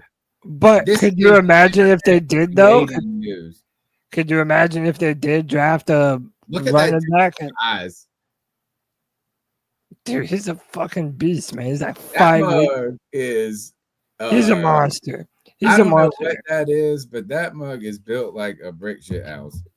Tony, let me ask you all this: do you think this past year, with Saquon Barkley and Derrick Henry being so successful, and the guys in Detroit, do you think that maybe this past year changed the way NFL teams evaluate the running back position? Because you know how we've talked about it's kind of been devalued in recent years, just because they're replaceable. You can draft them later. But do you think that now maybe the pendulum is swinging back the other way, where teams are realizing how important a freak of nature running back can be in your offense? I mean, it's hard not to after the run that Saquon had, right? Like, I mean, the dude was dominant. Derrick Henry was dominant. I mean, you have a lot of evidence that is the correct approach here with this stuff going on the way that it is this past cup. I mean, the best teams have had like incredible play. I mean, like incredible people at that position, you know? Yeah. Absolutely not. Okay. Absolutely not. The damn Jacksonville Jaguars, by the way, have had, I think it's a top 10 pick in the last 17 seasons. Yeah.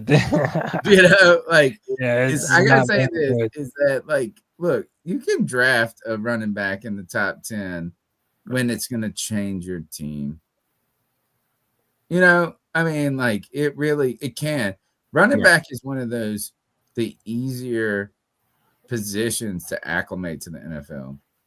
You know how I've talked about defensive end really hard, like it's a big jump in the NFL, right? And like these position groups, you take running backs and you run them into the ground, and it might be unethical in your mind or whatever, but you draft a running back in the top. The value of drafting a running back in the first round, you get the 5th year, and you say this, it's like a rental car, right? Have you ever gotten a rental car and you just scream the tires out and you're like, I mean, you're hitting the brake. You are not treating that car like it's yours. Right. And so for me, I think the value of drafting a running back in the first round and even early in the first round is like, you're like, man, I'm going to run this mug into the ground. I got 5 years with him. I'm not re-signing him. Let somebody else pay him the big money. You can't do that when you're a team that has the needs of like the Carolina Panthers. Yeah. And the Jacksonville Jaguars, they don't even know if they paid their quarterback $1 bazillion and they don't even like them. That's not true. Just No, because you have one friend that shits on him. You know how many teams would love to have Trevor Lawrence starting their season with him? No, And they I have Brian actually Thomas. don't. You knew that was going to know piss how many me off, teams so would that's want why you Trevor. said it. No, Trevor's the No, man. you're still gay for Trevor, just like I. But no, and you know what is you don't do this if you do this if you're a team that's like, man, we got some real pieces, and this could transform our team quickly, make jumpstart our offense. The Jags, they didn't even pick their coach, bro. They picked their coach like late in the process. He was already signing to be back with the Tampa Bay Buccaneers. That place is a fucking mess. Yeah. And then what? They go and get a GM that worked for Pro Football Focus. Yeah. But dude, okay, remember last year that a Pro Football Focus person is not drafting a running back. But dude, you remember last year when I told you, like, after getting an inside look at what the Panthers do before they draft and like how other teams make their big board, we could totally fucking do it, man.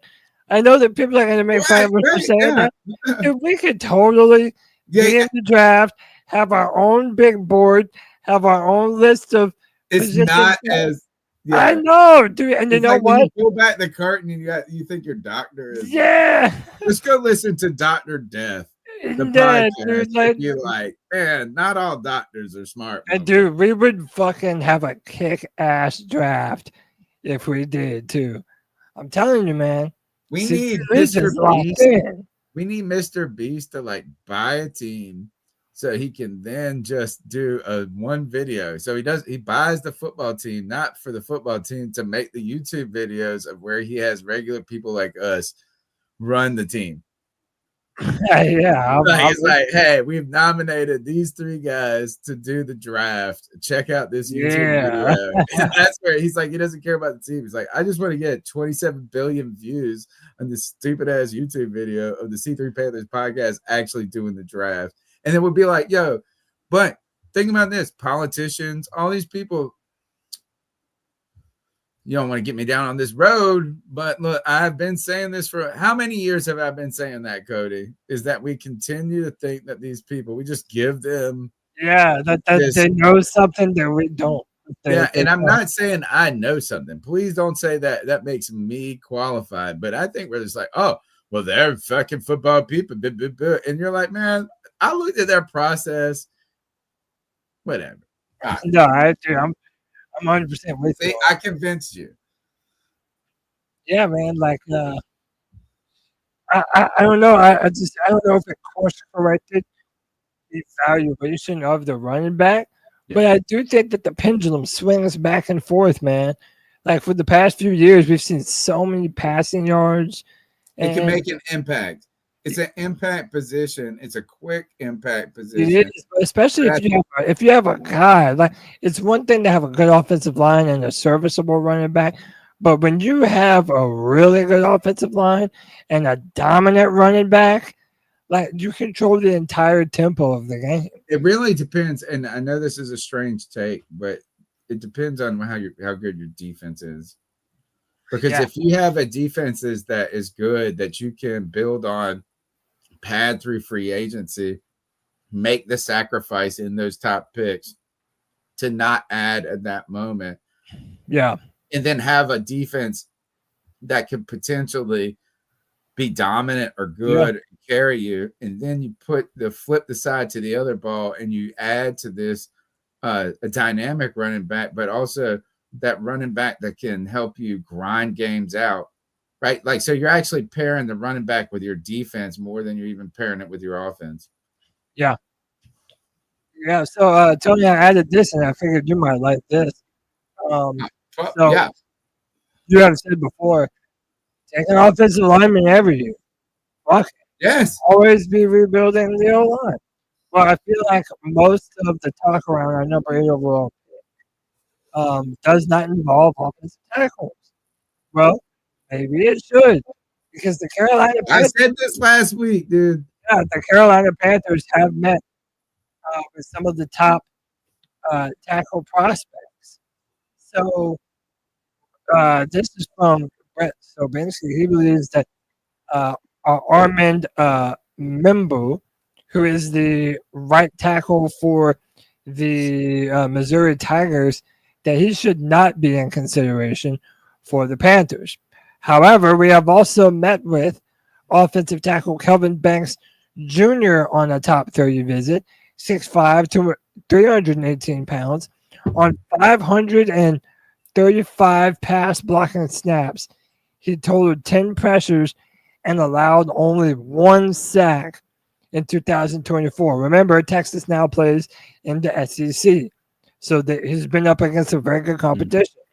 One of the things that we haven't mentioned, Tony, Taylor Moton is on the hook for like $30 million.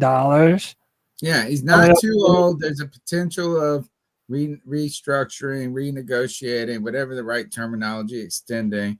But that still doesn't scare me away from this, Cody. We were talking about this today on the phone. I don't even know when you draft this player, it's a Taylor Moton replacement, but a move for the Carolina Panthers to think about a future beyond this season. Yeah. I think too much of the draft, and you get mad at me because my draft positions and my takes and my lack of whatever love for it. But one of the things is that so many people go, oh, the Carolina Panthers offensive line was good last year. No need to address it. Yeah. And I think that's a short-sighted view. I think you could add a player. One of the things is this. Again, what are we thinking about what could happen if it was a trade back? What happens if it's a trade back? What if it's not a number 8 pick? What if it's a 21 pick? And you could get a top guard or top tackle.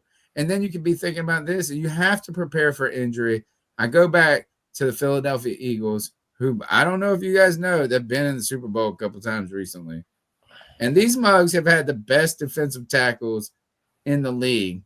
And they keep adding them through the draft and free agency over and over. They have fortified their strengths in so many ways.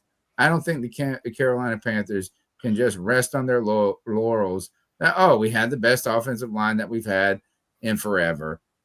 And it's okay. You're one injury away from catastrophe. You have a center position that is uncertain. I don't know if we're talking about these picks being a number 1 or first overall pick, but what if one of these guys slip? Are you going to be upset if the Carolina Panthers pick an offensive lineman in the second round? Not me. Yeah, but and you remember in 2022, we had a really good offensive line when Steve Wilkes took back over the football team, and then we just sort of de facto assumed that we were going to have better. Yeah, that we were going to have the same offensive line play next year. It just didn't work like that. Now the Panthers have re-signed every single meaningful depth player on this offensive line. Austin Corbin's coming back. Cade Mays is coming back. Brady Christensen is coming back. We do have depth along that offensive line. But, man, when you look at that guy like Membu and Kelvin Banks, these guys are difference makers.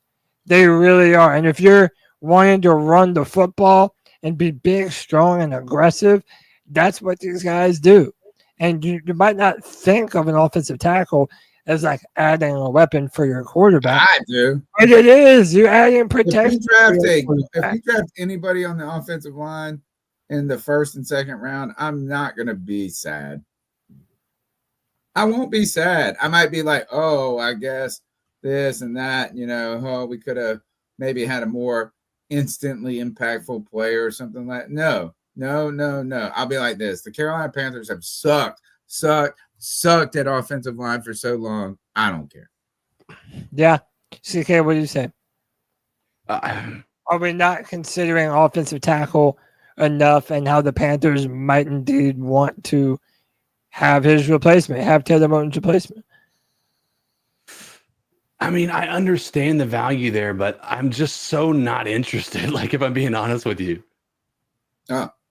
He bought into the draft thing. He's like, I need more instant value. I mean, instant coffee rather than that slow brew. But here, I'll go back to that stupid ass pick of whoever is like everybody's like, Aquanu and the guy beside him at NC State, and he's gonna be starting and all of this. Come on, man. You got to keep putting horses in the stable because they don't work out. We don't have a center that we believe in for the long term or we know of. And you can tell me that we sign role players and this and that. Yeah. And I like Brady Christensen. I do think he can play Swiss Army knife. I'm excited about him. I'm glad they were able to bring him back. But don't give me this, Cade Mays answer. Bullshit. Yeah. Yeah. Don't ever assume. It just makes an ass out of you and me. As they say. As they say. All right, let's take another call. We may have already played this. Let's see. Hey guys, Chuck from Looms City. Yeah, we heard Chuck. Okay. What's going on? It's me, T-Dog 1983 TV. Man, I hope everybody having a great day today. Whenever you come in here, can you please hit the like button? Can you please subscribe to this great motherfucking content? Real quick, I hope everybody having a great day today. Man, we are only 2 days away from this motherfucking draft. I'm very excited to see what we're gonna do. Like I've been telling people for a long time now, I feel that we are going to trade back and get more picks. And I think we're going to trade back and get a defensive player.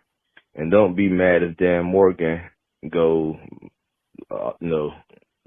draft a lot of defensive players in this draft because the defense was horrible. The worst defense ever in the NFL history. Like I say, I don't mind if we go all defense this draft and just draft one receiver.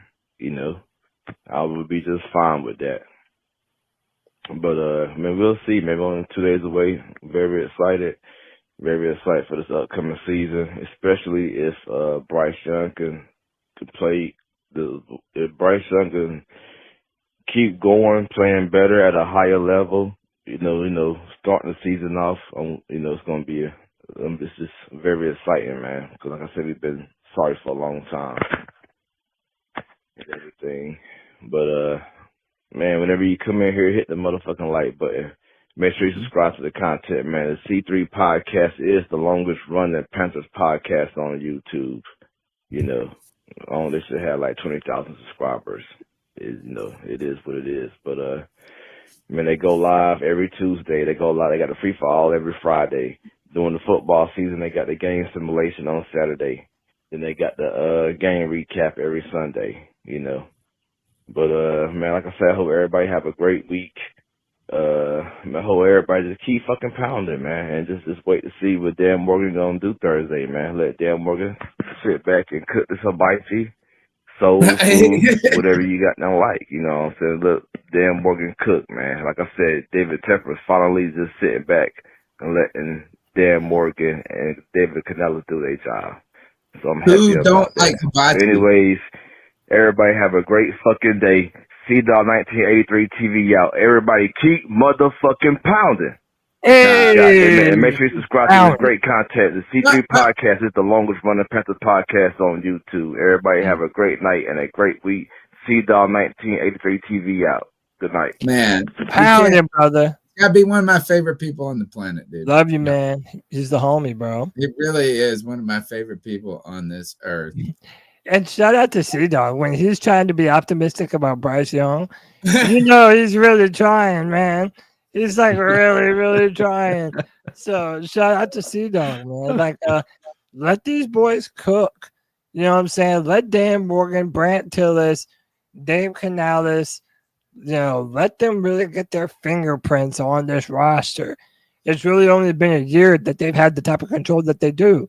So give them the opportunity to show out and really show what type of value they can bring to this team. All right. Let's keep going with these calls. Let's do it. Hey, what's up, C3P family? It's Drew with the flu. Calling what up, Drew? Out of Charlotte, North Carolina, representing the 704. Hey, what's up, brother? Great night. I just want to get you guys' thoughts about this, man. I know everybody hollering, we need to move back. man, damn that. I'm not moving back. I'm going to stay at 8, and I'm going to get a really good player. Or how about this? How about we move up? I mean, we've been stuck for years, man, like without these great players. Not saying that we're definitely going to get one, but man, let's try. I mean, I will move up. I will go get Travis Hunter. Who's to say that we're not one of these teams that's calling the Browns or the Giants? No, we're not. Don't listen to this. Get Hunter or Abdul Carter. But if we get one of those guys, man, we trying to win now. That's how I look at it. You know what I'm saying? I mean, the future for us is now. We've been losing too long. We need to go get some elite talent, you know, and we got to win now, man. I'm tired of us losing every season, man. All we need is a defense and a couple of good players on offense, you know, the help Bryce out, of course. But our defense, man, if we get one of these elite players on defense, I really feel like it'll turn our whole season around. So let's try to go get Abdul Carter or Travis Hunter. I mean, tell me what you guys think about that. I'd rather move up. All right. He did have one more part of his call. Let me just play it out, and then we'll only have one call left for the night. Hey, sorry, fam. I got cut off. This Drew with the flu again. I'm out here driving this truck, man. I got cut off. Hey, but listen, for real, man, I want to win now. And I know us Panther fans, man, we tired of losing. And God, we are. I want this that podcast elite, tired of losing, bro. You're so bad. Player on our team, man. We had come to Jesus backroom meetings. Yeah, I know everybody talking about moving back, but I don't want to move back, man. The future is now. So yeah, man, let's keep pounding. Keep pounding. Keep pounding. So we talked about this a little bit earlier. The only player that I could get excited for in a trade up is Travis Hunter. And even still, I don't think it's a good idea because we have so many needs on this team. Not an option for this team. Trading up is not an option. I wouldn't mind it if there was a can't miss, have to have right now type of player. He is. He's and yeah, but that's player.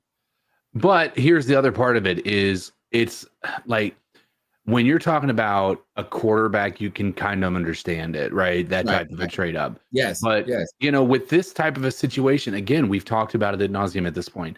When you're talking about having as many holes as we have, you legitimately cannot sink all your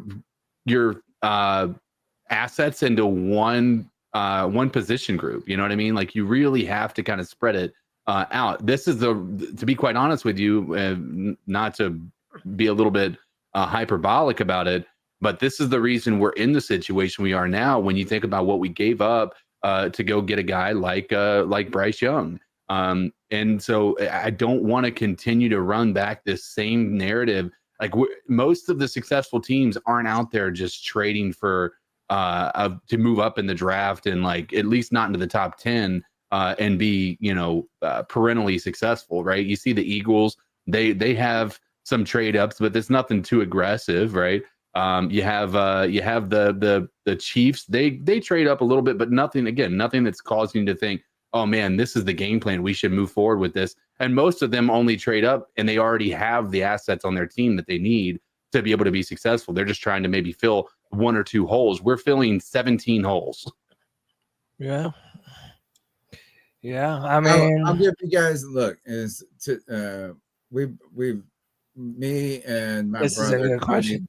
My brother and I, Cody Lack, and I've talked about like how not only the state of the Panthers and the podcast and all of this has been, and we've spent some time on this, right? And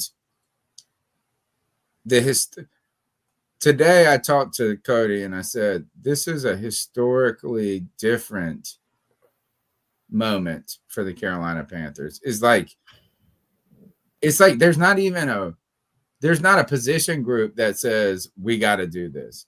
There's not a player that we love or hate on the team.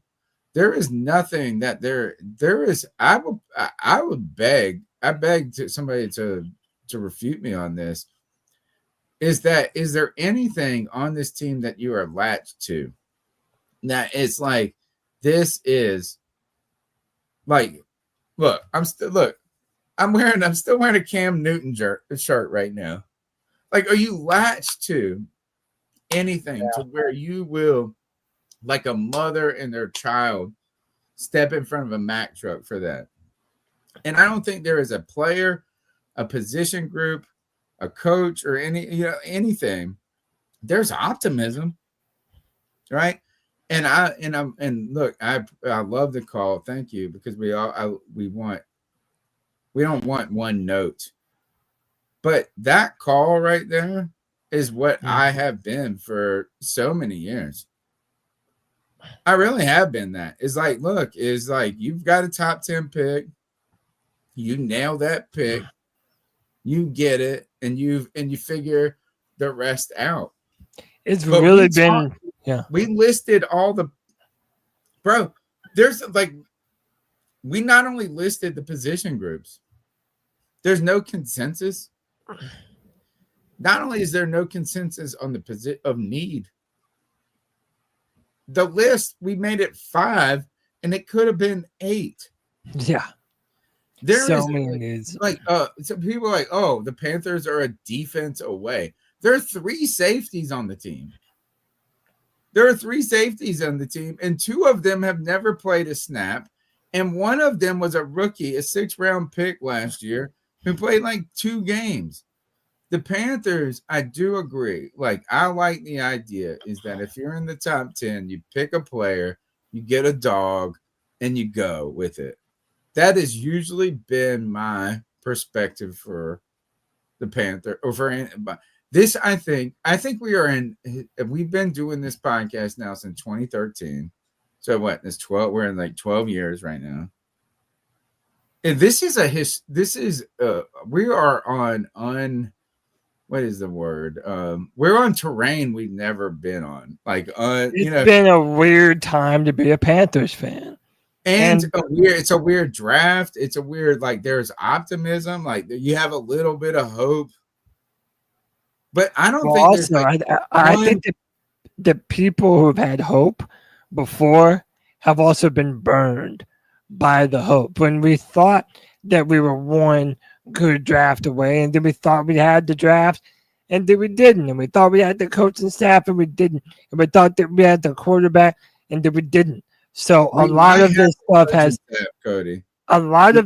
has really kind of slapped us across the face in a very brutal kind of way. And there's a lot of dejection around certain Panther fans.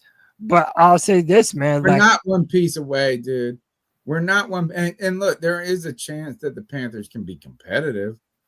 Yeah. There's a chance the Panthers can be a dark horse that comes out and fucks you up. But we're not one piece. We're not one piece away from being a sustained organization. And if we are even close to that realm, even we're 2 or 3 pieces, there are so many factors that are still. Bryce worked. Coaching staff's great. Like, look, I'm happy. I'm glad. Bryce. I'm all Bryce. Bryce. Let's get it. Let's deal. Dave Canales. Stop fucking hoes. And now he's a family man. And he does this. It looks beautiful. And he's doing the twisty Jamesons on the sideline with his friends. We got a beautiful coach. Like, I'm optimistic about all this. I think Xavier Legette. I'm ready. Let's go. Yeah. But look, there is nothing that I'm sitting here going, I think we need to be like this and this is why I get so dejected in this time period with the draft. And I know you get mad at me, Cody. I know you get mad at me. But it's like, oh, instant fix. I don't want no instant coffee. I want a good brew. And I think you draft. And look, if you're at 8, you can't get a trade partner, then you pick the best player that you think can help your team the best. But I don't feel like this is a team that goes, oh, we've got to draft this player. It's going to help a position group, a player, anything. It's going to change the dynamic. There are so many things, and it's ridiculous when you look at that defense. It is fucking ridiculous. And we didn't even talk about wide receivers.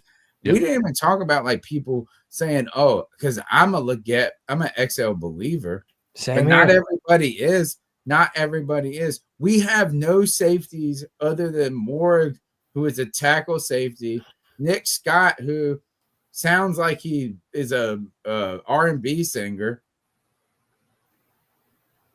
I mean, like, what the God. Yeah, I mean, also what someone said in the chat earlier too, if there is a game changer at the top of the draft, Why would they trade him? why are they trading back?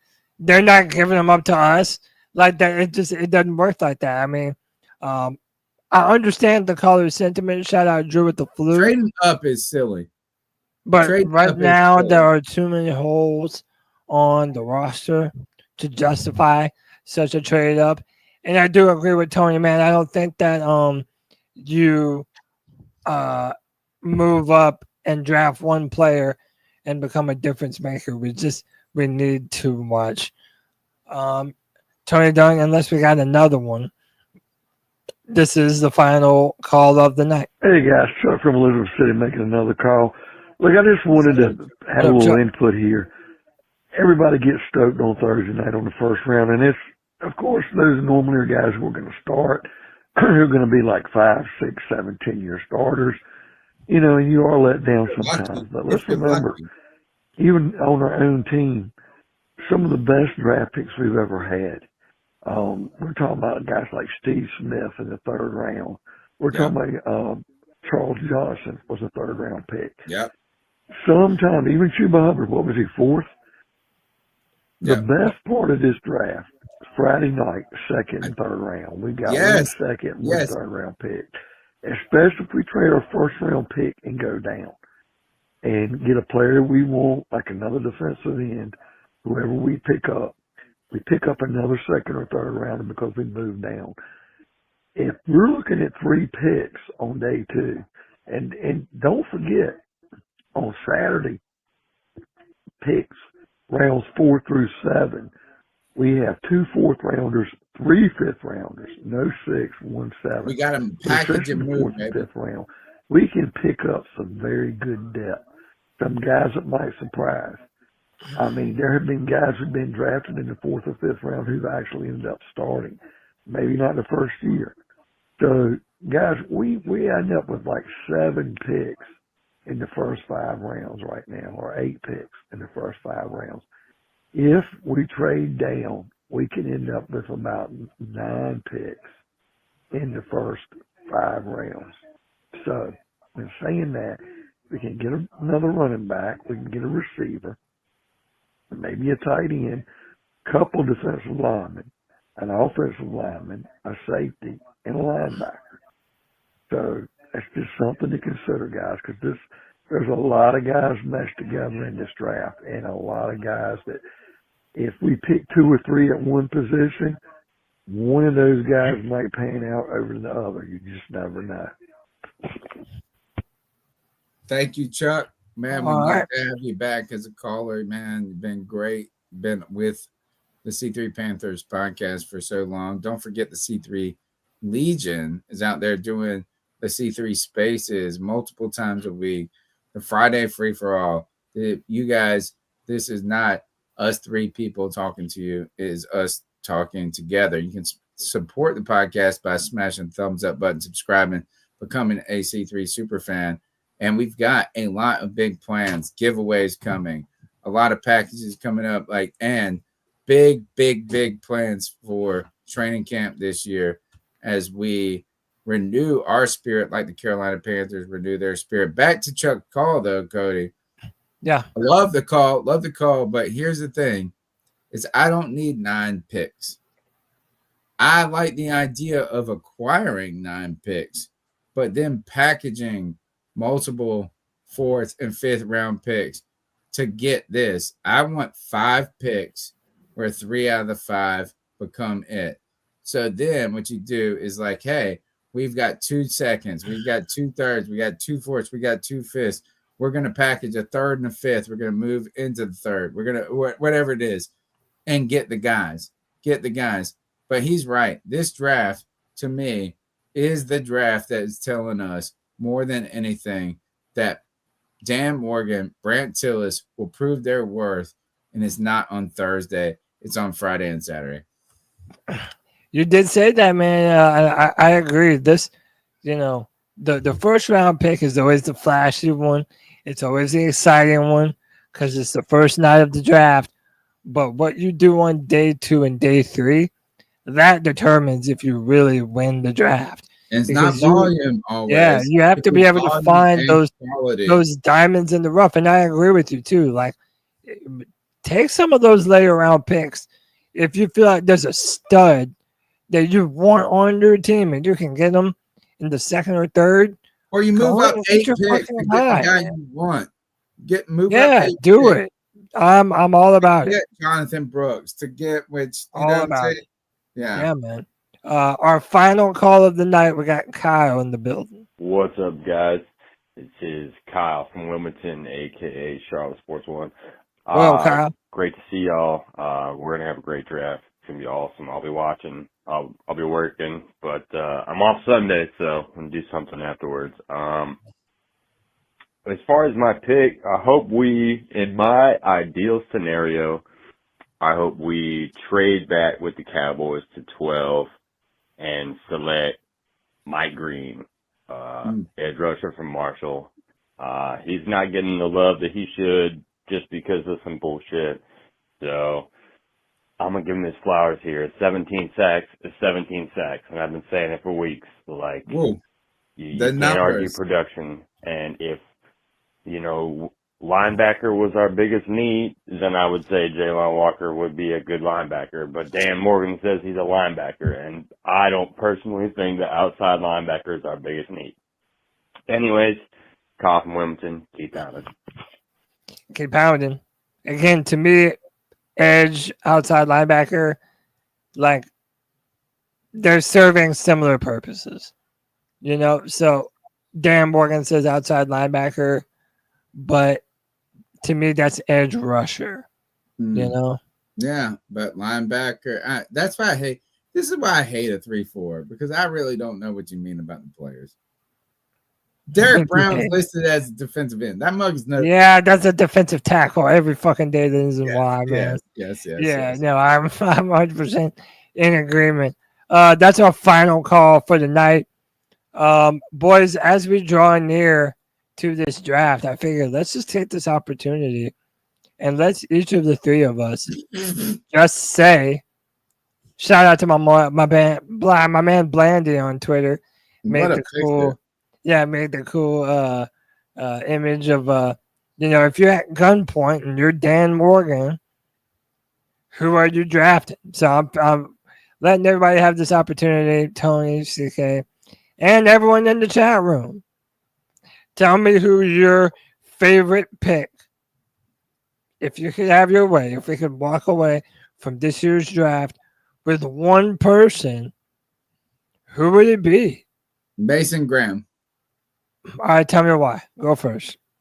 Because we need a guy that can be a not multi-tool. I hate that. Like a guy that can be a big ass mofo, a mean ass motherfucker that can stop runs and disrupt. Yeah, I'm with it. That's my guy. And you know what? I learned my lesson back in the day. I was like, oh, why we get Star? I used to, I didn't shit on Star. I never gave Star Latulele we didn't know what we had until he was gone. I was like, man, I never loved a big booty hoe until I had a big booty hoe. Well, I know, man. And then you realize that he made K1 short so much better. He was in fact, and I love K1. K1's one of my favorite Carolina Panthers of all time, but he was what he could be beside K1.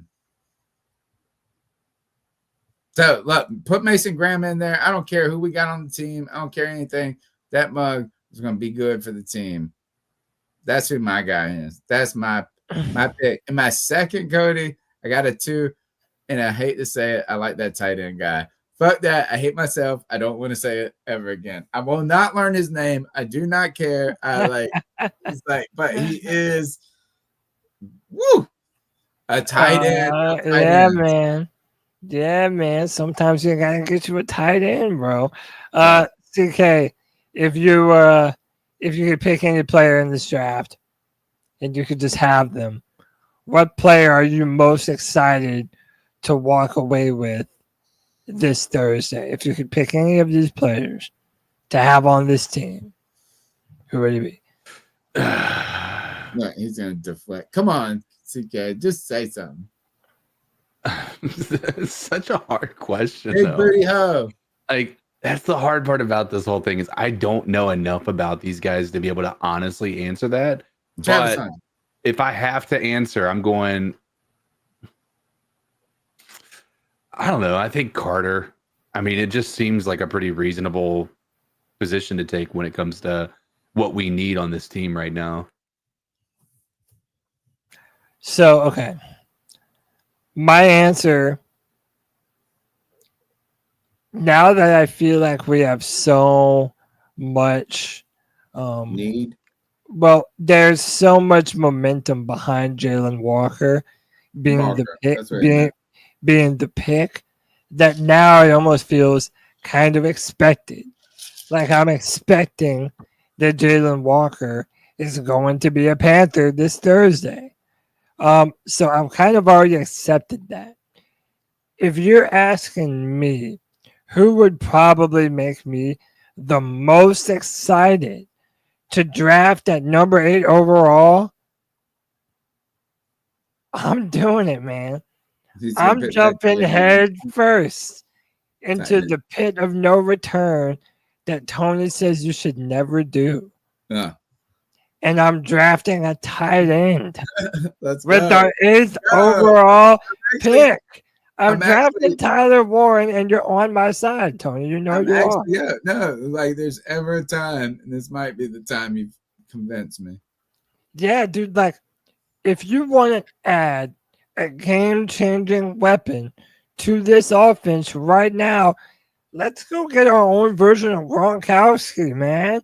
Let's get the dude that's going to help us run the ball. He's so big. You have to make business decisions when you're tackling this dude down the field. Tony, CK, you remember how there were always the people that would never fully tackle Cam Newton? Because why would you? That's like signing a death warrant. Same thing with Tyler Warren. 6'6", 260 pounds. Like the dude is a monster. That could add another element to our receiving game and to running the football, which we know we want to do, and being able to run those 2 tight end sets that we know helps quarterbacks so tremendously. It helps your offense so tremendously. To me, him and Jatavion Sanders as a tight end duo here in Carolina. Nasty. Bro, that's fucking blockbuster. Come on, man. Cody, the one thing I will say that to undermine my own, like, you don't do this, you don't do this. Yeah. Like, mantra is I have a lot of problems with all of these players, and you're like, we don't know what they will be. Oh, are they yeah, like, are they an edge? Are they a defensive tackle? Are they a defensive end? Are they Tyler Warren's a tight end? Like, is that's a tight end? That's like, a tight end, and that's a problem. That's the reason I love that. Like, it's the one time I've softened to this is because you're giving me all these players. Oh, they have ability, they have potential, they have all of this, but you don't really know. Are they going to be an edge rusher? Are they going to be an outside linebacker? Are they going to be like that guy? I'm just like, I bought a car, I got a car. You know what I mean? Like, it's like there's no, like, I mean, I wanted a cup of coffee, I got a cup of coffee. So if any time you have softened me to the idea of picking a tight Yeah. end. It's because it's like this. It's not like, oh, he's going to change the game of tight end. He's going to do this and that. It's like, nah, this might just going to be what you asked him to be. Yeah, he's There's going to no be a question. It's like they're splitting time in the wide receiver room. And no. There's none of that. There's no caveats. It's just go be a big badass of a problem. Yes. And you got do your your long thing. flowy hair. 100%. Let's go. Also, I will say though, man, probably not gonna happen. Like I don't think it's gonna be gone. I've heard a lot of smoke of him to the Jets, who pick at number 7 right before us. Man. But you know what? Congratulations. I also don't think that he's before us. Congrats to him. Yeah. But I also don't think that he was one of our top 30 visits either. Oh, well, then that's not going to happen then, because we always draft people we met with. You're listening to the C3 Panthers podcast, brought to you by CarolinaCatChronicles.com. Cody, throw up this. Every now and then you can go to CarolinaCatChronicles.com and you can buy some merch. I hope it still works, because Joey died rest in peace, Joe Riolano. I love him. Best friend. The Stripe payments don't work anymore. You got to pay PayPal, but you can get those C3 Panthers podcast t-shirt, the mug, other gear. We're going to have so many things. I'm about to finally be settled and have a home. Give me 30 days. I'm asking the C3 Legion, the fans of this podcast, to give this podcast 30 more days for Tony to be back to where he was, because it's been 5 years of a decline, and the last year has been difficult. I've been living out of a suitcase half the week. I got a home. My house is sold. Everything is good. I'm going to be back, baby. I'm going to be back, and this podcast is going to be greater than ever going forward. Go to CarolinaCatChronicles.com. Consider buying that merch. Smash the thumbs up button. Subscribe. We got a lot to go forward. Cody, I do believe that's all we got to talk about tonight. Except yeah. Let's get this big booty hose up in here. Yeah, bro, just to wipe the egg off of our face. Y'all know I was a big time fan of our boy, the thicker kicker, Harrison Mevis. Okay, now Eddie Pinero is still unsigned. Oh, right? Fuck Eddie and his stupid Still haircut. unsigned. Fuck Graham Gano and his dumb ass self. In case you didn't know, Harrison Mevis is playing in the UFL for the Birmingham Stallions. And look at my man. He is 8 for 8. He has a 100% from 50. Yeah, he has a 50. He had 2 from 50 plus. He's made 2 from 40 to 49, 3 from 30 to 39. He's 100. Dude, this should have been our fucking kicker. The second time we've let a kicker named Harrison out the door. But kicker our asses out of here. What is the problem, dude? Why not give a young, talented player an opportunity while you have him on the team? I don't understand this, man. It didn't look the part. It didn't look the part. It does, though. They looked at him. They were like, "We don't trust." Oh, this is my shout out. Damn it, man. His hair was a little bit too put together. Nah. They were like, look, we don't trust the girl. Actually, trust all them thick. Trust the thick. Trust the thickness. Yes. We had an opportunity for the thicker kicker. I know. What kind of man.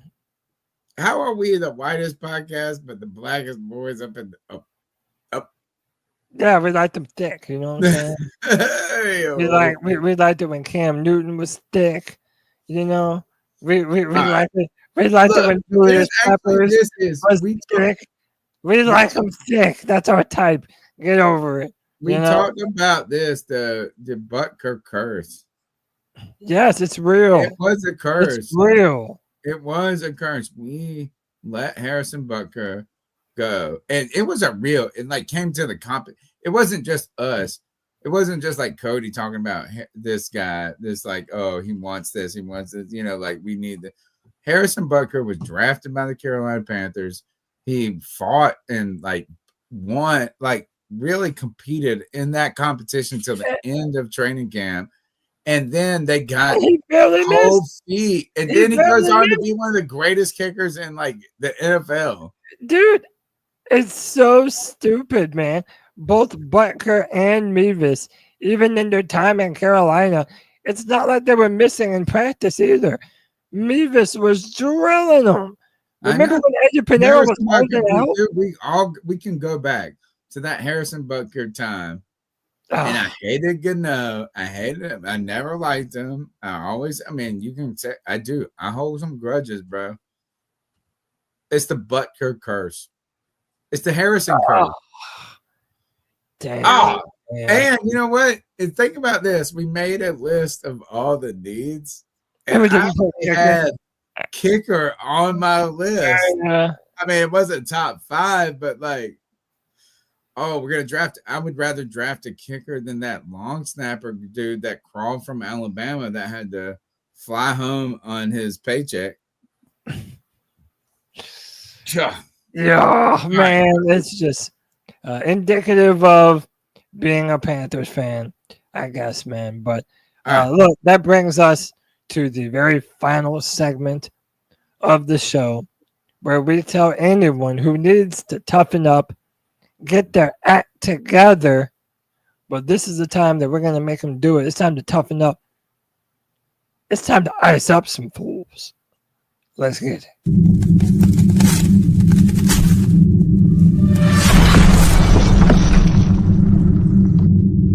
Ice up, son. Ice up. All right. It's our time to ice up somebody. It's our time to tell someone to toughen up, to get it together. It's our homage to Steve Smith. Everyone is fair game. Ourselves, our family, our friends, even the person we named this segment after has been iced up.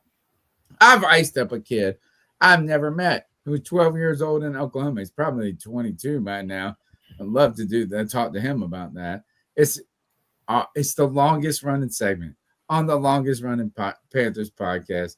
Cody, let's ice these fools up. What you got? Sir. Okay, so earlier me and Tony spoke and we said we need to have really good ice up picks.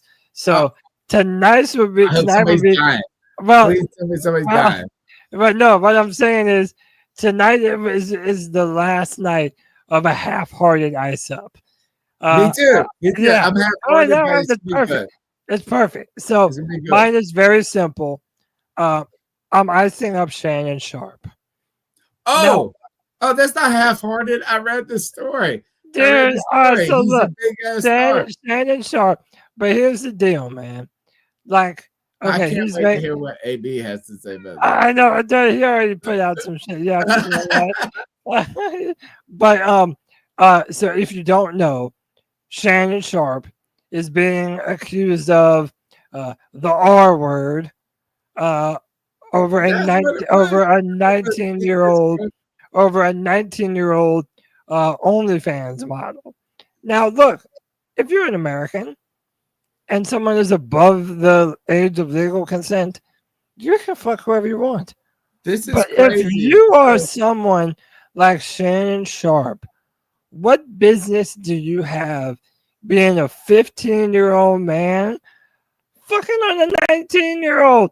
What are you talking about with a 19-year-old and you're 54? What relation, like what kind of deep, meaningful relationship are you having? Like, I don't know if the dude's innocent. I'm a firm believer in innocent until proven guilty. But like sometimes when you put yourself in dumb fucking situations, you're going to find yourself in even dumber circumstances like this, man. And I also have a lot of questions about the Tony Busby dude because he was the guy that bought all the... I thought it was about another woman. Like, no, this OnlyFans model is claiming that he assaulted her on multiple occasions while They they had were. a relationship. Yes, while they It's and Shannon Sharp is he saying. said he would choke her if she said Did you something. hear his response? It's so ridiculous. Did you hear his response? He says, I'm anticipating they're going to release a 30-second clip of a sex tape that we filmed. Which we already heard. Do you remember we heard him smashing that girl? Yes, yes. Dude, he's been a wild boy forever. Around the mic for 24 hours. No, dude, he's been wild for a long time with his relationships. But Kristen says, come on, he's not fooling no one. But yeah, dude, a lot of people are like, oh, he's gonna just be like, nah, I don't believe this. That's what he doubled down on pretty much. Yeah. I don't care if you're gay, but like it's like AB got some shit with Shannon Sharp, bro. Dude, there was a Freudian slip he made where he was on his pod with Ocho Cinco, and he was like, let me tell you about all the men that I date. And he said something about and then one of his producers was like, oh, you mean women, right? He's like, yeah. What I say? He's like, oh yeah, I meant women. He carry his little dog around in his little female purse. Yeah, dude, he's not. Yeah, people. All right, but like I don't have any. Look, I don't even have anything to say. And $50 million. That's wild. It might have been a different person, but we heard the tape before. Yeah. We heard it.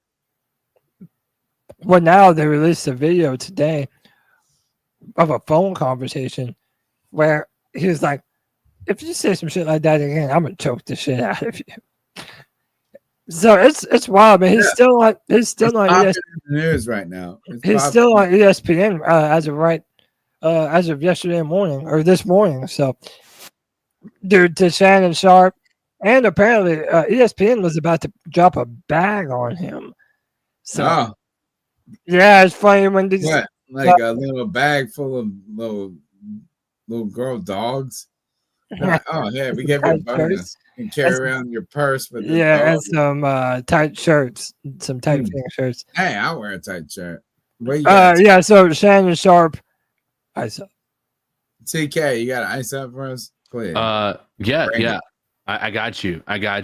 And mine is just super simple. And quite honestly, it's just to rub people's noses in it.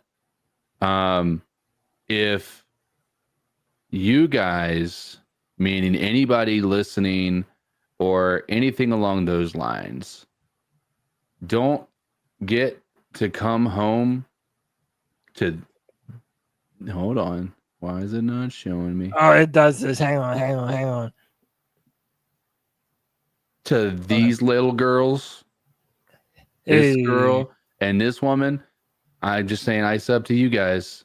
That's your daughter and your wife? Yeah, dude. Oh man! Wow, man! I'm gonna go ahead and tell you, it's okay. You married it so far up. You always let her know. You always remind her. I have said that forever. Hey, CK, your wife is way hotter than you. Just to remind you.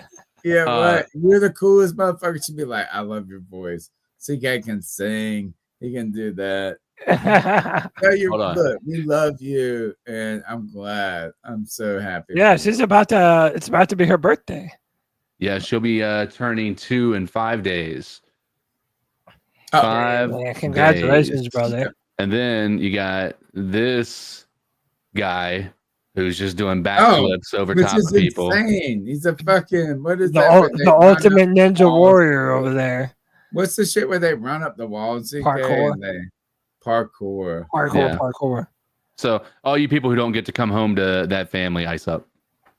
Oh my goodness. You know what? Ice up.